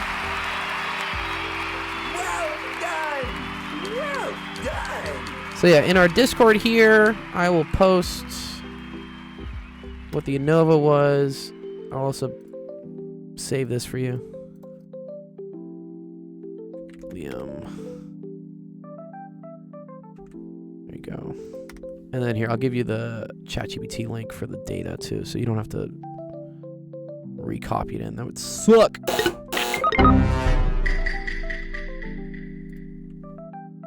There you go. What's up, fam? Oh, yeah. Okay, cool. Nice. That was fun. We are out of time. I did want to do these other ones, but yeah, I do have to run. It's already 9 o'clock. How do you get the sounds as a soundboard? This question is doable, by the way. Hello24. I'll put it in my Discord. I know somebody solved it. And then, don't worry, I'll also put these in. I think these are also very solvable. I think the general plan for this is this breaks up into, like, arc sine over square root of 1 minus x squared plus x over square root of 1 minus x squared. This is easy, right? This is a u sub. You just say u is equal to 1 minus x squared. So then du is equal to negative 2x dx. And you see how this is just a u sub question. So this one's pretty easy. I'm pretty sure this is because derivative of arc sine of x. Yeah, bingo.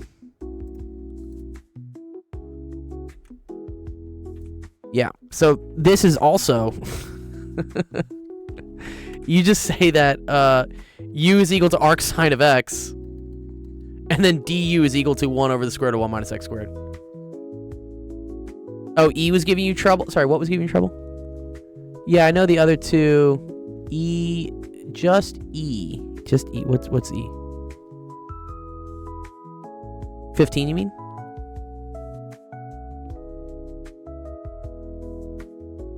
Yeah.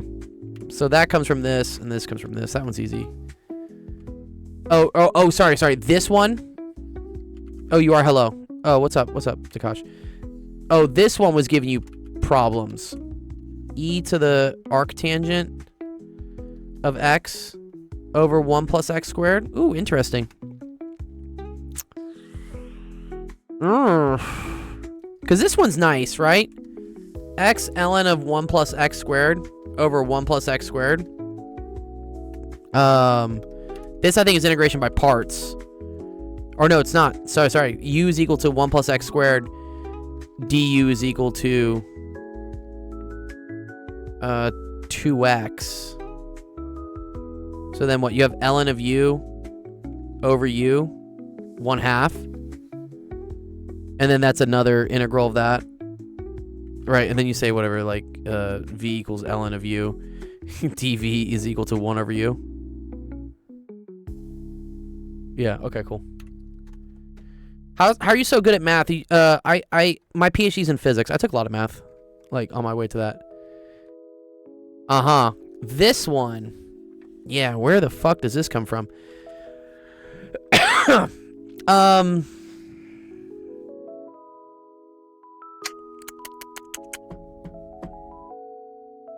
don't know, integration by parts maybe? Because integral of 1 over 1 plus x squared isn't that arctangent? No, wait, no, sorry. Yeah, wait. Right? ddx of tangent negative 1 of x, that's equal to 1 over 1 plus x squared, right? Oh. I think you say u is equal to arctangent negative 1 of x. Then du is equal to 1 over 1 plus x squared. So then you have e to the u du. No? Am I crazy? I don't think I'm crazy.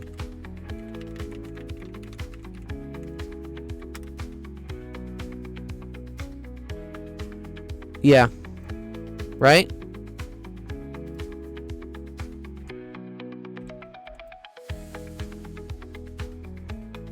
Yeah, it's just e to the u du. So, integral is just e to the u.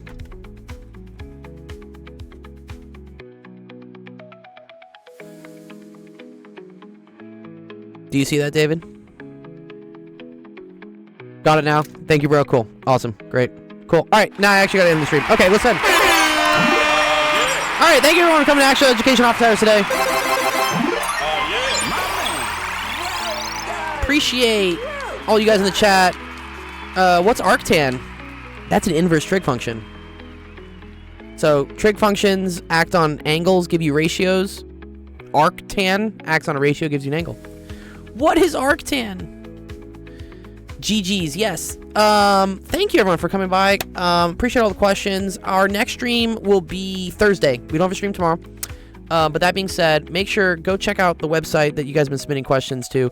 Click on the streaming schedule here, and you can find all the other awesome times that our other friends are streaming math and science stuff. So Zach will be doing differential equations tomorrow, starting at 11 a.m. Math Pond is going to be doing some math exercises. Penn Central will be doing Riemann surfaces. So if you want math, there's a lot of cool stuff tomorrow. And then we'll be back Thursday doing more tutoring stuff in the afternoon. Looks like Penn and Zach have a podcast episode, then Penn's going to play some stuff. So yeah. Yes. So, make sure also go join our Discord. That's where you can find answers to all the questions we did today, and you can also earn some like cool prizes for participating. So go do it. That being said, also if you are on that website, go follow us on Twitch, because Twitch has a nice like horizontal format for the stream, and it's also where we can go raid other people after this. Yes, Kato. Arc sign is the same as sine to negative 1. It's just another name for it, because like sine to the negative 1 looks like 1 over sine of x, which is not. That would be secant or cosecant. Yeah, cosecant. All right, let's see. Let's go say hi to Eric. We like Eric. Eric's great. Eric's an awesome math person, so go say hi to Eric. Enjoy the rest of your Tuesday. We will see you on Thursday. Peace.